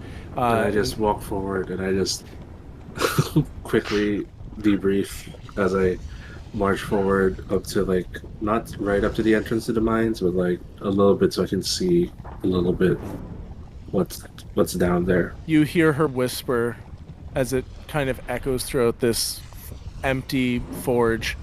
Stronger than Skyfire. You don't hear anything more from her. There's a brief pause, and you hear from deep within the mine just this inhuman, bestial cry of anger. Well then, Eleni, is it safe to proceed? Yeah. May we come in? Yes. And who is this now, with the missing arm? She's dead. Let me practice my singing voice. You picked a fine time to leave me, Lucille. 4 hungry children and a crop in the field. Yes, my singing is grand, is it not? Is it not? Yes, Uncle, it's Everyone delightful. applaud. Thank you, thank you, thank you. Yes. So yes, Eleni, you have seen where this noise is coming from, have you not? Please inform us. We have nowhere else to go but proceed. Yeah, I'm gonna turn to our king. Shall we follow? I believe we must. We cannot be stronger than Skyfire and let this win. How long is a short rest? I will say, if you take a short rest, your city will be lost. 100%. Yes, let's not do that. As I'm flying along with the group, I'm kind of just hovering above them. I'm going to be doing this very quietly, but given the answer to the question I just asked, I'm kind of starting to draw conclusions as to what might be happening with the phrases do-over and all of this. And so I'm going to start praying to my goddess for guidance. Can you roll me a religion check? Yes, I can. I ended up getting a dirty 20, 13 plus 7. Hell yeah! As you're flying invisible and you begin to pray to Selene, the goddess of the moon, a feeling of calm washes over you. You hear in your mind, "You are enough." You don't know if that's you talking to yourself or if that's Celine talking to you. I'm just going to nod to myself and check my rifle as we fly, making ready for this battle. Is this an area we can fly into? As you get closer to the mines, the entrance to the mine is vastly smaller than the area around you. It is about 20 feet high, so you can still fly, but you'll be a lot closer to the ground. In that case, I'm going to, if I can, find a place. I assume, given that a mine has traffic in and out of it, it wouldn't be too hard to find a hitching post of some kind. No. You see there are many set up outside the entrance to the mine. Then I will hitch my Pteranodon to the hitching post. I will pull out of the saddlebags a piece of Pteranodon jerky and feed it to it. Its favorite food. And I'm just going to whisper invisibly, "Stay here. It will do what needs to be done. If I don't make it back, bye, old friend." Your Pteranodon nods deeply at you and then munches on it, jerky from another Pteranodon. The mine in front of you is pitch black. You do not hear any of that bestial, angry roar that you heard before, but you know somewhere in this mine there's that creature stalking you, waiting for you. I'm going to hang towards the back of the group since I am the longest range of the crew. Yeah, that's why. No, that's 100% why. And I'm going to put my hand to the wall because I can't see. So I'm just going to use the wall to guide me along with my comrades. Instead of that, I am planning to hang back a little bit as well for obvious reasons. If you want to just put your hand on my shoulder, I can guide you. That'll work. I shall stand beside you. You can place your hand on mine as well. I give you a decree to do so. We shall lead you. And I'm 20 feet in front of everyone with a torch, guiding the way. Decoy, how does it look up there? By this point, I also, just to use it, I also drank my potion of fire breath. Okay. And Nice. I just whisper a prayer to Helios, and I say, "Light us and guide us in this darkness." And I imagine drinking. It's like drinking unfermented wine. It's like warm, kind of like a liquid courage. And I yell out to the king, "That's not my name, my liege." Oh, sorry, Yes. Eleni, my apologies. Seeing that we only have one person in the front line, you're going to feel the hand leave your shoulder. The king never felt it to begin with. Alani, you're going to feel a hand touch yours. Alani and Anastagio, you head off together holding a torch while Anastagio is invisible. Medo and Slythe, nephew and uncle, taking up the rear. I didn't like that wording. Nope.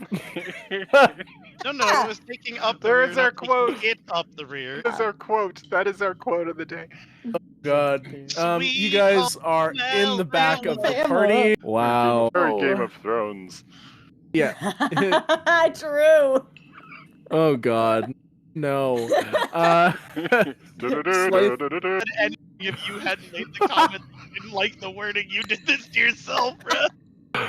You guys begin to head deeper into these mines. You start to see different paths branching off in different directions. You are tracking things like scorch marks on the earth and other things like footprints.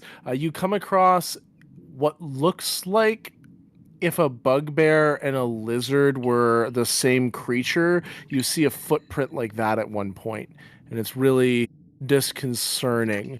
You see scratches on the walls and stuff like that. Can everybody roll me survival? And we're gonna need a group. What is that? We need at least 2 people to pass for it to be a pass. Okay. 19.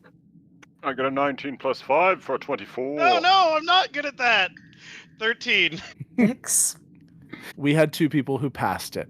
So we're all good there. You guys are able to follow this path with ease. At one point, though, you start to hear the sound of like the scratching on the walls, and you hear that inhumane scream coming from behind you. There are multiple paths and like trolleys and stuff here. Can everybody roll me stealth in this moment? Do I need to? With invisibility, you can roll with advantage. Okay. I have a 20. 16. Yeah, 12 with advantage. That's a 12. I got a nat 1 and a 2. Oh. Very unroyal. You see a spirit of dark fire starting to creep towards you. Your group is hidden in various locations around. Anastagio, you're just like up against a wall because you're relying on your invisibility to not give you away. And you see this creature as it slowly enters your space. It looks like a bugbear, but it's got lizard-like proportions to it. It's wearing just like a simple loincloth, everything made of fire, and as it crawls in, almost like a xenomorph, it bends down and you hear it sniffing the ground. It walks up, placing a hand on either side of the wall where you are, and just starts screaming in your face. You become aware of two things in this moment. One, your city is falling. Do you have time to stay here and fight? 2, this creature is very powerful. It's exuding a similar aura to that goblin that you fought earlier. Everyone roll initiative. I got a 16. 13. 20. 25. Anastagio, this thing it's got literally a giant claw on either side of your face and is roaring directly at you. You see the spittle off of its teeth just like start flecking your face. You get to act first. What would you like to do? Probably scream. Well, given that we're sort of in a situation where you said we don't know if we have time to stand and fight. Fighting's kind of my only option right now, as I am smack between these things. So as I once again bite the bullet to try to give myself as much breathing room as possible with this thing right on top of me, I'm going to mutter a prayer to Celine, pull my rifle, and fire twice. Alright, so that is only 21 this time to the temp HP. And I'm going to break the invisibility and fire the first round, which is a 29. Okay. Yeah, insane. Just pull out your sniper rifle at point blank range.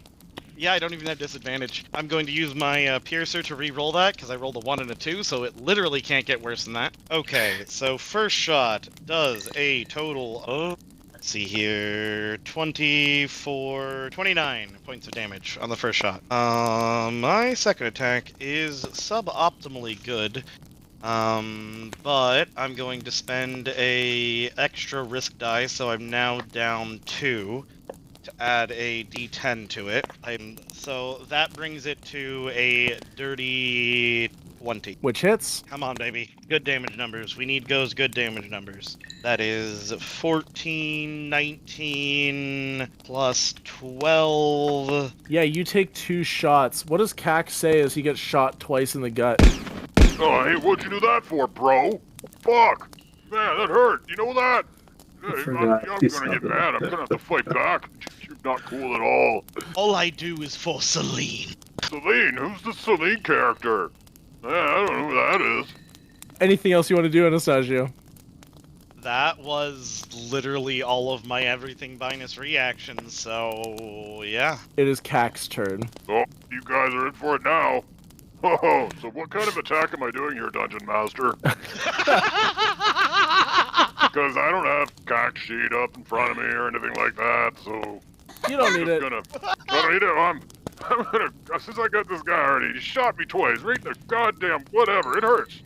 Okay, I got got pick him up by the 7... head. Give me a second. We got a 17 to hit, a 24 to hit, and a 16 to hit. Alright, so I pick him up by the head. I slam him into the ground a few times, because, it hurt. I'm going to go ahead and do Skin of My Teeth on the 17. The 16 meets my AC. I don't know if you rule that in my favor or the player's favor. It meets it, beats it, yeah. Okay, I'll use it on the 16 because... What does Skin of Your Teeth do, sorry? I can expend a risk die as a reaction to add my risk die, which will automatically make that miss. Okay, so one Two misses. 2 AC. That's my AC. All right. This lizard bugbear thing raises its claws, and it's going to just rake them across your body twice. So that's going to be 30 for the first hit. Okay. 31 for the second hit. Slashes across you twice. What do you say as you slash this dude that you don't even know, Kak? Oh, I say, fuck you, buddy. That's what I say. You guys see how he shot me, right? I was there just caressing his very pretty face. You know, because obviously it looked far better than my wife did back when I was alive. And now, you know, yeah, I mean, look at you. You're beautiful. You're fucking beautiful. Seriously. Honestly, later I was going to ask you for a drink, but you fucking shot me. So anyway, that's what I said right there. I ain't putting up with this shit anymore. You see in the middle of Kak's sentence, Kak's head just kind of like tilts to the side and to the left, and then turns around. The eyes, fiery, just narrow into slits, and just begins roaring uncontrollably. Just completely gets interrupted in the middle of talking to start screaming in rage. Eleni. Not prettier than my wife. Very angry about his wife not being as pretty as me, I guess. Question, Dungeon Master. Is there flanking? No. No, you guys are way too strong as it is. No. Straight rolls then. I try my shotgun on his head, back of his head. First attack is a 15. That Second misses. attack, sorry, 15 plus 12. Oh, that hits then. And then second attack is a 9 plus 12. Also which is hits. 20, yeah, so 24 damage. Okay. And second one is another 24. Ooh, 2 close range shotgun shots to the Kak. Kak, you snap back into it. What do you say when you get shot twice with a shotgun? What even the hell was that? There's a big hole inside me now. Bigger than my wife's hole. Like, seriously. Your hole God. fixes itself. Eleni, Just like is his there any... wife. Yeah, Oh, man. no! It's gonna be bigger when I'm through with you. Ah! I Why? hope not. Do you have any bonus actions, Eleni? No. About 15 feet ahead of you, the ceiling suddenly collapses, and you see sunlight from the dusk that's currently going on. The sunlight come out, and you see like the dim light coming, and you hear a voice call from outside. Stop playing around and come out. Slythe, it's your turn. So, where would that voice coming from? Was it all over, or was it in from a certain direction? Looks like the ceiling of the mine broke a little bit, and it leads outside, and there's a voice talking to you from outside. A voice talking from outside. It sounds like it's That calling was just us a about talking doll. The doll just falls in from the hole. It was me, father. I am the big bad evil guy. I look over at my nephew. Nephew, it appears the situation outside must be far more dire than it is inside. Eleni, do you feel we should split up? Or should we stay together to finish this beast? It doesn't appear to be taking any damage. It's taken so much damage. It is your call, my liege. Do you think we could finish this beast?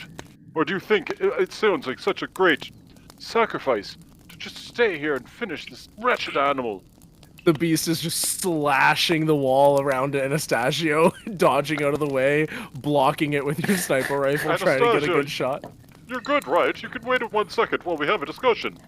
This is a very kingly discussion. Just Well, that's shoot fine. the bastard! Fine, alright. I shall shoot the bastard, as you say. So I guess I'll attack. Just want to remind you. You have sharpshooter. Oh, you are correct, aren't you? So, in this case, I believe I can sacrifice, what is it, 8? -5. -5, so I'll take a -5 to hit in order to add 10, I believe, to the attack. Your damage. Then that's what I shall do. So I shall roll to see if I hit first. With a -5. I roll a 17. That would bring me down to a 12. But you have a +12, right? Yes. So I had a 5 plus 12, which is a 17. But then -5. Oh. Is it not? So that's Yeah, 12. it so my is. first shot, I believe, is not going to hit. Is that correct? Yeah, it pings around the entire mine, narrowly missing everybody's heads. No, I meant to do that, obviously. To give fire a warning shot, which is what a good king will do. But I shall use my second attack to try to hit this time. And I will do once again -5 for the additional 10. Oh shit. So I rolled a 19 -5 for 14. This one just hits the sniper rifle, and it just like smacks into the barrel. Wasn't that an impressive shot? Did you all see this? Did you see me shoot the barrel? When you do, the barrel like gets lodged forward and goes right into Kak's mouth. Kak's just like, ah! See, I meant to do that. Yes. But I believe that is the end of my turn. All right, so the first thing I'm going to do is bite the bullet and get myself some extra HP happening. Come on. All right, so 17. You rolled a 1. Yeah. Why are you, Elio? Your rolls are so bad. Right? I got nothing. You make up for it by being awesome. It's okay. All right, and then now, for my next trick, I'm gonna try and shoot it with a revolver. No way. That's a 21 to hit. No, that hits. Hey, that's what we needed. Finally. Fucking fine. And a 14 damage. 14 damage. All right. 14 damage. Kak is not looking good. That aura that they were exuding before, that sort of like terrifying xenomorphic aura that they had, seems to be dissipating. You see that their tail is starting to recede as well. They're becoming a little less bestial, but the fire still like heals around them. They're not doing good though. You still got one more attack, don't you? Yes, and I am gonna hit it again. Meadow, I demand you hit this shot this time. There will That's be a punishment 17? if you miss. Does a 17 keep me from getting punished? 17 hits. Just. Yes. I'm a true member of the Azure family. Thank you. That's a 10 damage. 10 damage. 10 damage. How do you kill him? Hey, my first kill of the game. I'm aiming for his head, so the bullet just goes right through his skull. Do I get to do a dying speech? You can do something quick if you would like. Yeah, no, go ahead. Let him die. Okay, so he probably just crumples to the ground. And... A Well, very limp cock. I mean, he is made of dark fire, so he looks around and says a penis joke and then turns into flames and disappears. Tracks. Yeah. Totally tracks, Good yes. shot, Meadow. And I'm going to scamper up the ramp. Yeah. You scamper up the ramp, and your eyes, even though it's dusk, your eyes still take a moment to adjust to the light of being outside. Do the rest of you join Anastagio? Yeah, let's go hunt down that voice. I haven't used it all session because I have no reason to, but Eleni's gonna center jump out the hole. Just for flavor. Nice. Of course, you boing all the way up out of the hole, and you all land outside. As your eyes adjust, you see scorched, blackened, cracked earth surrounding you, and you realize you are at the sacred site, the scorched spot. You see ahead of you is an unassuming little dark fiery shadow creature, similar to the one that you saw at the beginning of the session. To note, the scorched spot is where gunpowder was discovered, and there is still natural reservoirs of this gunpowder. Essentially, way back when a bunch of barbarians fought against the sky fire and won, that meteorite rained down, and part of what its ignition source was gunpowder. It's since been replicated by the elves, but there's still natural deposits and stuff around here. A large section of this forest has never grown back, and there's a charred spot in the middle of the ground. In that area, there are obsidian rock shards, which when ground up become gunpowder. You see the dark fire shadow creature raises up 2 hands in a sign of fealty and surrender. I would like to talk with the king about a potential deal. You don't think you Continue. could have had this discussion before you destroyed half of our city? No, it required a show of power. I'm gonna look Oh, over at shame. my uncle. I shall hear you out. Speak. I'll knock my bolt back, double checking there's a round in the chamber, slam it forward, with rifle kind of leveled in the general direction of the creature. Quickly. Meadow's basically holding his gun the way that he is in my token. Just like, You're all locked and loaded and ready to go. Yeah. Royally, stronger than Skyfire. Stronger than Skyfire. I bet. My spirit was not willing to go on back when I was killed, but when a creature foolishly made a wish to become the dark side of the moon, my spirit, holding the remnants of the power of the sun, became the dark side of the sun. Your ancestors years ago murdered me where we stand, in this scorched spot, for having strong beliefs. I see now how strong your spirit is, and I am impressed. Stand with me. Give me a strong enough vessel to stand on the land, and I shall stop my assault on your people. Together with your gunpowder and my dark fire, we could easily take over all of Tabula Rasa. What say you, King Slythe? And what do we get in return? Other than, of course, the power to take over Tabula Rasa, which we already possessed, I might remind you. Power of dark fire, the power of undead soldiers, risen from the grave under your control. Oh, it was fun controlling the heroes that once killed me. I can imagine. Who gets this power? Is it us as a nation, or is it just me personally? Why don't you be my vessel, and we can rule together as one? 2 personalities in one mind, is it? Sure. Definitely two. Can I have that in writing? I cannot write. The paper would set on fire. So you're telling me to take a gamble on this and trust you. Is that correct? I am giving you a chance before I destroy all of New Pyre. What Well, a funny name. I should rename it New Pyre when I'm done with it. Well then, advisors, what is your thoughts on the subject? Can We I could make vanquish a religion all check of our as enemies. My goddess? I have something cool for this. Yeah. Okay, while Meadows looking for that, Anastagio, roll your religion check. 14. In this moment, standing in front of the dark side of the sun, a god on earth, Celine does not answer your prayer. Okay. Eleni, you are my resident gambler in this group, are you not? I am. Is this a gamble you would take, sir? Can you outsmart this devil? Madij, my philosophy when it comes to gambling is the house always wins. And But who every is the now and then, house? Please continue. that is exactly the question. We are all from different paths of life, but we have worked our way to the top. Meadow laughs in Nepo Baby.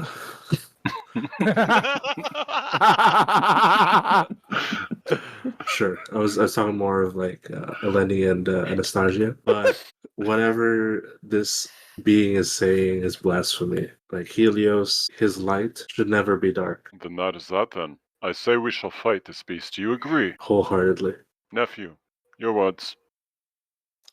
I would like to take a moment to cast Augury, if that's okay. I receive an omen from an otherworldly entity about the results of a course of action that you plan to take within the next 30 minutes, and you, as the DM, choose the omen from the omens table. There's 4 types: weal, woe, weal and woe, and indifference. Weal being good, woe being bad. Weal and woe is both good and bad, and indifference is neither good nor bad. You focus on this spell while hearing Eleni talk about Helios and light and how dark fire could never be true light. As you listen to Eleni's words, you get a flash in your vision of a potential that could come. You get a flash of dinosaurs cloaked in dark fire, with people riding on top of them, holding guns, cloaked in dark fire, working together in a synergy almost. And you see them marching across the land, and you see scorched earth behind them. And you get an indifferent reading. Ooh, okay. Your thoughts, Um, Medo? I just made it so hard. Fear we may not only lose you, but we may lose ourselves entirely if you say yes to this, my king. Anastagio, your thoughts? Can I announce my thoughts with a gunshot? No. This is a At the, strategy meeting. No. At the Dark Shadow Beast, because I tend to agree with everyone else who is seeming to not want to do this, and I would love to just open with a shot and the line. My thoughts are clear on this matter, if I may. I believe after, of course, for those of us who didn't leave the dinosaur underground, perhaps we should call in our friends. Frankie! Frankie! You start yelling Frankie Yeah. as Frankie! Anastagio just shoots at this fiery shadow god creature. Roll your attack. I'm going to say you get one attack off, and then we roll initiative. This isn't technically in a surprise round, okay? Okay. Sounds good. Am I allowed to use my focus shot on this, or is this just a straight regular attack? I'd say focus shot. They were talking for a whole bunch. Okay. I'm going to, as I get ready to squeeze the trigger, just say, my mind is clear, and I pull the trigger. Stronger than Skyfire! Stronger than Oh, Skyfire. no, that is no bueno. Let's see how this Skyfire. does. Wait, no, hold on. I got things. I can do You stuff. can still be stronger than Skyfire. I can indeed. Alright, so that is a base 17. I am also going to burn another risk die, bringing my total down to 2 right now, to use Eagle Eye to add a d10 to that 17. Alright, so that goes from a 17 to a 26. That does hit. Excellent. That is automatically a crit because it's the focus shot, which brings me back up to 3 risk dice. I'm going to go ahead and roll my damage. So, what do we get here? Okay, 54 damage. Nice. Jesus Christ. You just shoot your sniper rifle and it slams into this body, and it like gets pushed back with the force of the bullet and disappears into a bush. There's a brief pause, and then all of a sudden you see about a 50-foot span across 2 giant wings made of dark fire shoot out of this tree. Stepping through the tree as if it wasn't even there, just catching it on fire as its ghostly body walks forward, you see a T-Rex cloaked in dark fire. Is that Frankie? It is not Frankie. Oh, thank You goodness. see light purple fiery scars covering all over this creature. And as it stands there, you see it rotates around really quickly, swinging its tail around in a ferocious manner. On top of it, standing almost fused with it, you see an orc. And he says, I am Ronk from the village of Sol. And I shall say that history is doomed to repeat itself. He raises a finger to the sky, and you see a giant meteorite made of dark fire appear, God fucking damn it. plummeting towards the ground, towards where all of this gunpowder is. All of this gunpowder, which will then concentrate into a huge blast throughout the mines that lead directly to New Pyre. Everybody This roll shall initiative. destroy us all. Fuck. That's a Oh, fucking shit. 7. Oh shit. Oh no. Only a Oh, 19 no. this time. I got a 3. 19. Between Eleni and Anastagio, I'm going to say Anastagio is going to go first just because they were already doing the attack initially. Sure. So you see in front of you this giant dark fire dragon with this person attached to it. They are one creature. So don't worry about separate attacks. If you hit one, you hit the other. They all share the same HP pool. Anastagio, Alright. I will say you have 1 round of initiative, or this meteorite will hit the ground. So we gotta kill this thing now. Fuck. Can I... Can I ask that, since I do have pinball shot, I know this is considered to be one being, but would I be able to hit 2 shots where they are sort of two different targets? Yeah, or no? I'll allow that. That's fine. Okay, thank you. Continue, please, Anastagio. Okay. We got 1 round. I'm gonna need a crit. Got 1 round. Yeah, we're gonna need 2. And I'm gonna roll for the 2. If I can pull this off, I can get 10d20 damage. Okay, alright. I am going to say a prayer to Celine as I... sorry. Just out of nowhere, 10d20 damage. For context, these are all homebrewed weapons, podcast listeners, and the sniper rifle is fucked. Okay, sorry for interrupting, And I made Anastagio. it so much more fucked with what I took. Okay, so... I'm going to utter a prayer to Celine, goddess of moon. She whose light guides my path. Intercede now as you did before, through my hands. And I'm going to roll my attacks. Alright, come on, baby. We need this. We really need this. Alright, which dice? We go back to Old Faithful.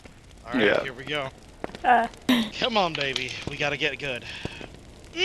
Nope, that is not good. Okay, so I'm going to burn another risk die to add d10 to it, so it's not going to be a crit, but it should hit. That's only a 15, which I don't think hits. You're fired. 15, unfortunately, as you shoot, the dragon buffets its wings and begins to hover a little bit above the ground, and your bullet gets knocked off course by the wind buffet. Question, sorry. So Asgeir had Guestspiration, but somebody claimed inspiration earlier in the stream. Yes. Who was it given to? We had one given to King Slythe, and if you give me 1 second, I can tell you who the other one was. I think it was You Jiggy. can use it now to give Then I shall. give Anastagio advantage as well. Anastagio, catch! Okay. We'll say as the reroll for this for flavor text, because it's cool. Yes. I'm going We to like cool. rack the round out of my rifle as Slythe throws a different one that I quickly chamber, and that's the round I'm actually shooting. Amazing.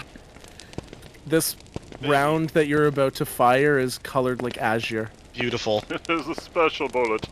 Made for me! Okay, that is not going to be a crit, but it almost certainly is going to be a hit with a grand total of 26. That does hit. Nice. Alright, beautiful. There we go.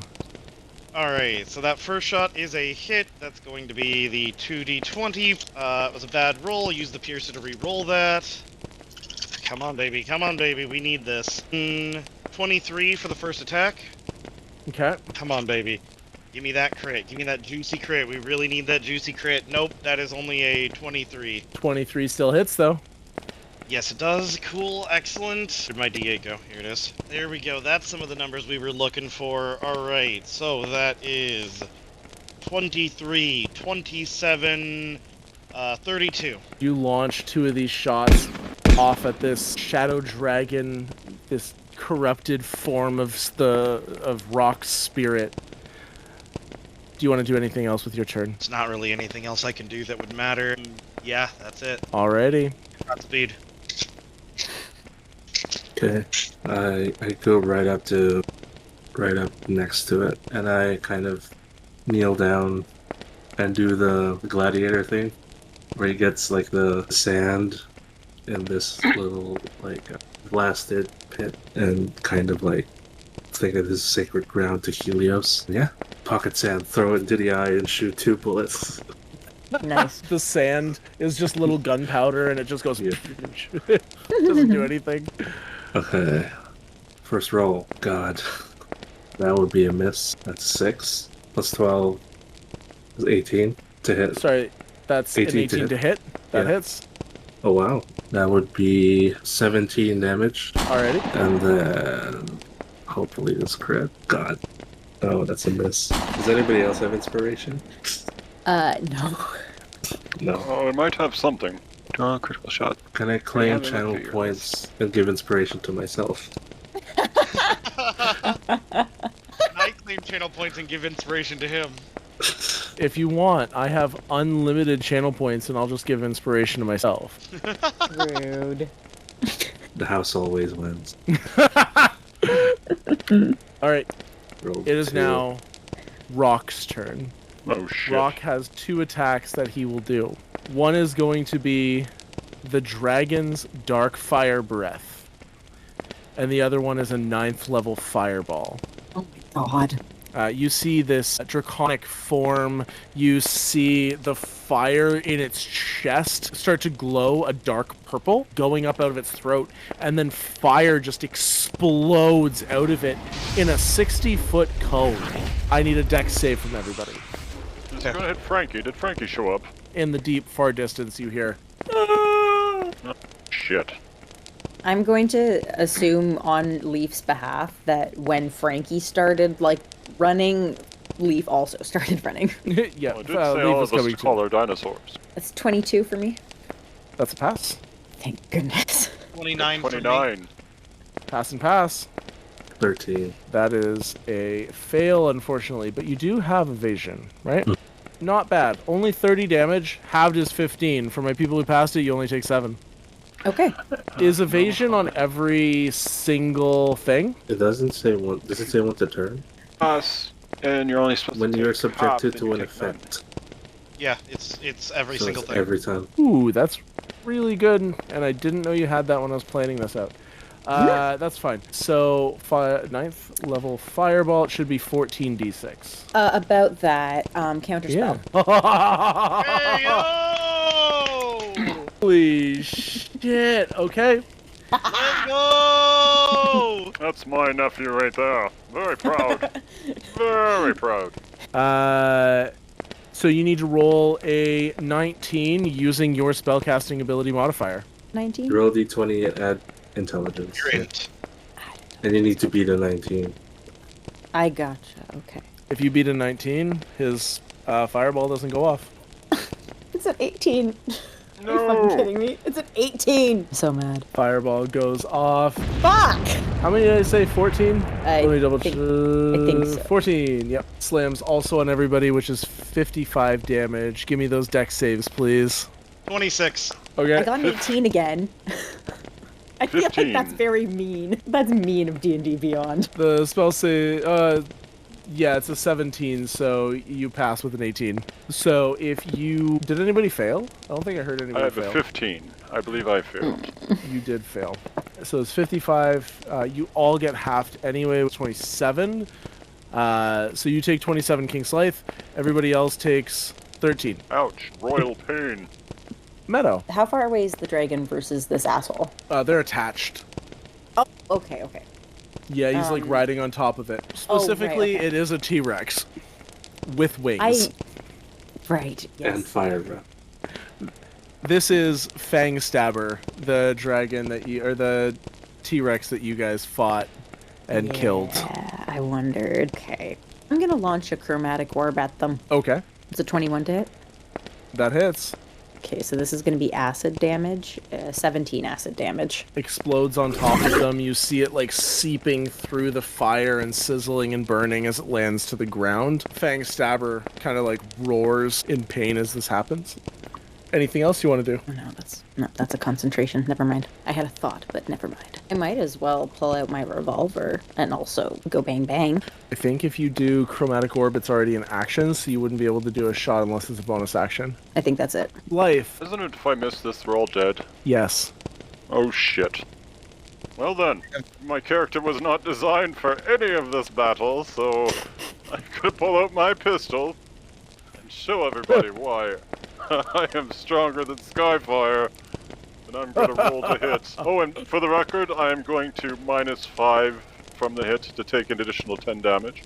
Does this creature look like it's about to fall at all anytime soon? No. Oh, come fuck. on! Well then, -5 from the hit. Shit, that's gonna be a miss for 10. So that's my first attack done. Is it still possible to reason with this beast? Would you like to try? Yes, I would. Beast! You are holding your gun, shaking in your hands. Your first shot goes off and misses wildly, and then you speak. And he goes, I think you've had your chance. You believe so, do you? What if I was to offer you something greater? He holds a hand up and stops the dark fire. Speak So, or die. then I would like to sacrifice myself for my kingdom. Will you not lay siege to the kingdom? If I give you myself, And Frankie. You will give me your vessel. Yes, if you promise to leave my kingdom alone. I will raise your kingdom to be the strongest in Tabula Rasa. And Frankie, what of Frankie? I think Frankie really needs to see a vet. Oh shit. Well then, I will bring him to a vet. that is fair. Then good. I look at my loyal retainers. Give them a final nod. Stronger than Skyfire. Close my eyes and await my fate. The dark fire vanishes, and Rock steps forward, this giant dragon form molding down until he's but a simple orcish shape. And he puts his hand on Slythe's shoulders and just melds into his body. Oh, I'm melding! I'm melding! As he enters into your body, you feel the fire begin to dance along your skin. When you turn back, Slythe is gone, and all that's left is this dark fire version of a high elf with a fiery crown on. Welcome to my kingdom, my disciples. New Pyre has fallen. Everyone that you know and love has been corrupted. I said you leave Can them I alone! throw my Hail Mary? What's your Hail Mary? So I'm going to do the Hail Mary in character, and if it does nothing, it does nothing. But I'm going to do the Hail Mary. Go for it. The casting of this is mostly going to be for the flavor of it, but I'm going to cast Unearthly Chorus. And as I cast Unearthly Chorus, I am going to drop to one knee, and I'm going to look up to the sky and call out, Selene, Helios, sibling gods, I willingly give all of my life force, and should they also willingly give up theirs, those of my companions, that you two may work together, settle your differences, and seal this dark wretch away, that our kingdom may be saved, and that Tabula Rasa may not burn in this wretched dark fire. I am going to get down on one knee as well. Same. Which is also probably the first time in his life that Medo has ever done that. Can you read me Unearthly Chorus? Yes, I can. Music of a style you choose fills the air around you in a 30-foot radius. In this particular case, it's going to be something that evokes the mystical of the divine. The music spreads around corners and can be heard for up to 100 feet away. The music moves with me, centered on my location. Until the spell ends, I make all charisma performance checks with advantage. In addition, I can use a bonus action on each of my turns to beguile one creature I choose within 30 feet that can see me and hear the music. Rather than performance, please roll me a religion check with advantage. All right. No pressure here, dice, but quite literally the fate of a world rests on your shoulders right now. I'm going to roll one blue and one flaming red for Selene and Helios. May the gods hear this prayer. That is a 25, I believe. Let me verify my numbers. Okay, not a 25, but it is a 22. The city is falling behind you. It has grown quiet. Many of your compatriots are gone, departed for another world, or risen again as dark fire. Your king has been corrupted and taken over by an ancient evil. You all drop to one knee and pray. Pray to a god that's been lost. Pray to a god that is only worshipped in secret. Your society has been about strength and about being stronger than Skyfire. But maybe it's not about being stronger than Skyfire, but just stopping it, just enough to protect what's important. The music begins to dance throughout the scorched spot. You feel a power surge from within you. Something unknown, unknowable, cold. At that moment, the sun sets. Dusk is gone.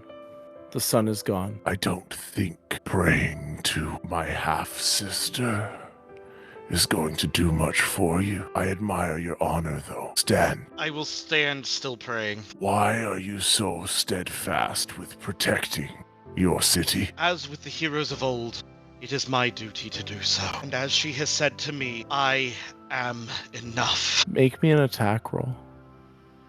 In that moment, all of your training, all of the feeling, almost like an instinct as you lift your absolutely massive sniper rifle and point it at King Slythe. Come on, baby. Save the world. That comes out to a 26. The amount of HP that she has left was 40. If you can do enough damage in this one shot, it will kill him. All right, 5d20. If 1d8 not, plus 5. Oh my god. All right. So let me go ahead and, for suspense and for the entertainment value, I'm going to read off the dice. We have a 7, we have an 8, we have a 19, a 18, a 14 plus 5. On my rough math, I think that gets it. Is that a which is why critical I hit? usually count- Yep. That's all Automatic. of the damage added in for the crit. So just the 14, 18, and 19 is 51. Nice, amazing. a bullet wound appears directly in King Slythe's forehead. A look of confusion grows on their face. What? No, not again. The dark fire begins to go out of control, consuming their body in a pyre of dark fire. You see, they jump into the mine and run screaming down, but you hear the voice go quiet. Holy shit, I think we did it, guys. Oh my god. It seems that in the end you were able to kill him after all. By the skin of our damn teeth. Oh my god. It would appear that Medo might be our new king. Oh, fuck me.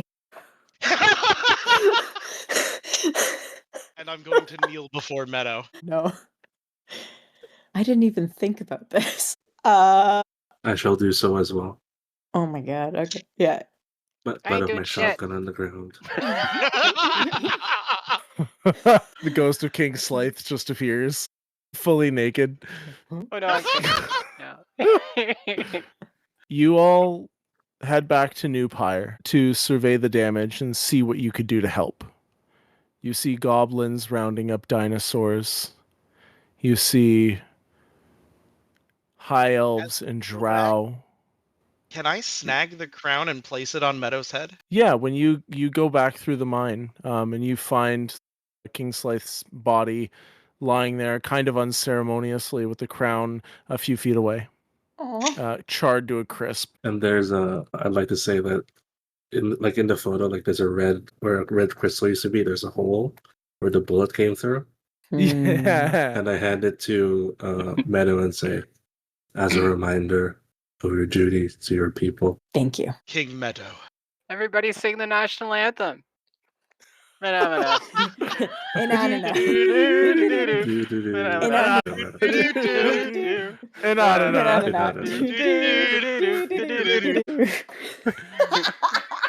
As the national anthem starts to be sung by all of the people across New Pyre, the moon rises in the sky, ever a watchful protector over the people who worship her. And slowly over the next few years, a new saying begins to take place, replacing Stronger Than Skyfire. You are enough. And that is where we'll end the session. Yay. May I just say thank you so much for having me. This has been some of the most fun I have had in Dungeons & Dragons in a long-ass time. Hello, my dumplings. Thank you for watching our fantastic episode. We look forward to many more adventures and many more stories with you in the future. We do stream them live on Twitch at dragon_teacup, so there are chances for you to interact directly with our stories. You can catch our Valbro campaign the first Tuesday of every month, our Oops Only campaign the third Wednesday of every month, and other TTRPG content when scheduling allows. We also appreciate it if you share this around with family and friends, leave comments, etc., etc. All of our links are found on our link tree, which is www.linktr.ee/thedumpstat. If you like the style of D&D we do and want to get more involved, make sure to ask for the Discord and the stream chat. We are more than welcoming to newcomers and have a little community growing on there. Tonight we were super lucky to have Asgeir Pyrazire, aka Skaldz Hearth, on our channel, so make sure you go over to their Twitch channel, give them some love and follow them on there. Been in a few of their sessions online and he is a funny dude. And don't forget to stay dumpy. We gotta do a dice roll, guys, for our next session. Yay! And Natural 20. well, Something a little weird is happening next sessions, guys. We're Yeah. gonna have a guest DM, and I'm gonna be a player. What? That's crazy! And we're all gonna be paladins? Oops. Oops. Can you imagine level 20 paladin? No. Poor Rod. Mind smite out the wazoo. This is not 100% confirmed yet, because obviously Rod might change his mind a little bit, but I can tell you where he's currently leaning on as a source of inspiration. He's thinking Visigothic, which is kind of like Norse, but with a more stripped down armor look. Looking like we might German be barbarian, if I recall That's right. my actual. we might be a group of bandits. Oh, paladin bandits? That's what it sounds like. Now Hell again, yeah. things may change, so take it with a grain of salt. But we do need to roll for this first. So Asgeir, considering you're a guest, let's get you to roll. Oh, shit. What you're going to do is you're going to roll us a straight d20. If you get a 1 or a 2, you're going to re-roll it. Roll That dice. dice. Roll that dice. Roll that dice. Roll that Let's dice. go. Dice. This Roll the is the dice. Helios dice that saved the session. Okay, Yeah. roll that dice. Roll that Dice Helio break dice. isn't alive. Roll that dice. Roll that Oh my dice. god. Nat 20! Actually? No. Seriously? Yes! I'm sending a picture in the Holy chat right shit. now. I haven't touched the die at all. Oh my god. Hold on. Yay! We're gonna have Camera, too many camera, abilities hurry. to use. It's gonna be a broken session. I was kind of hoping for a Oh, 5 to make it easy, you know? Oh, hold on. It's going in the general chat right now. Oh Holy my crap. god. Oh, fuck.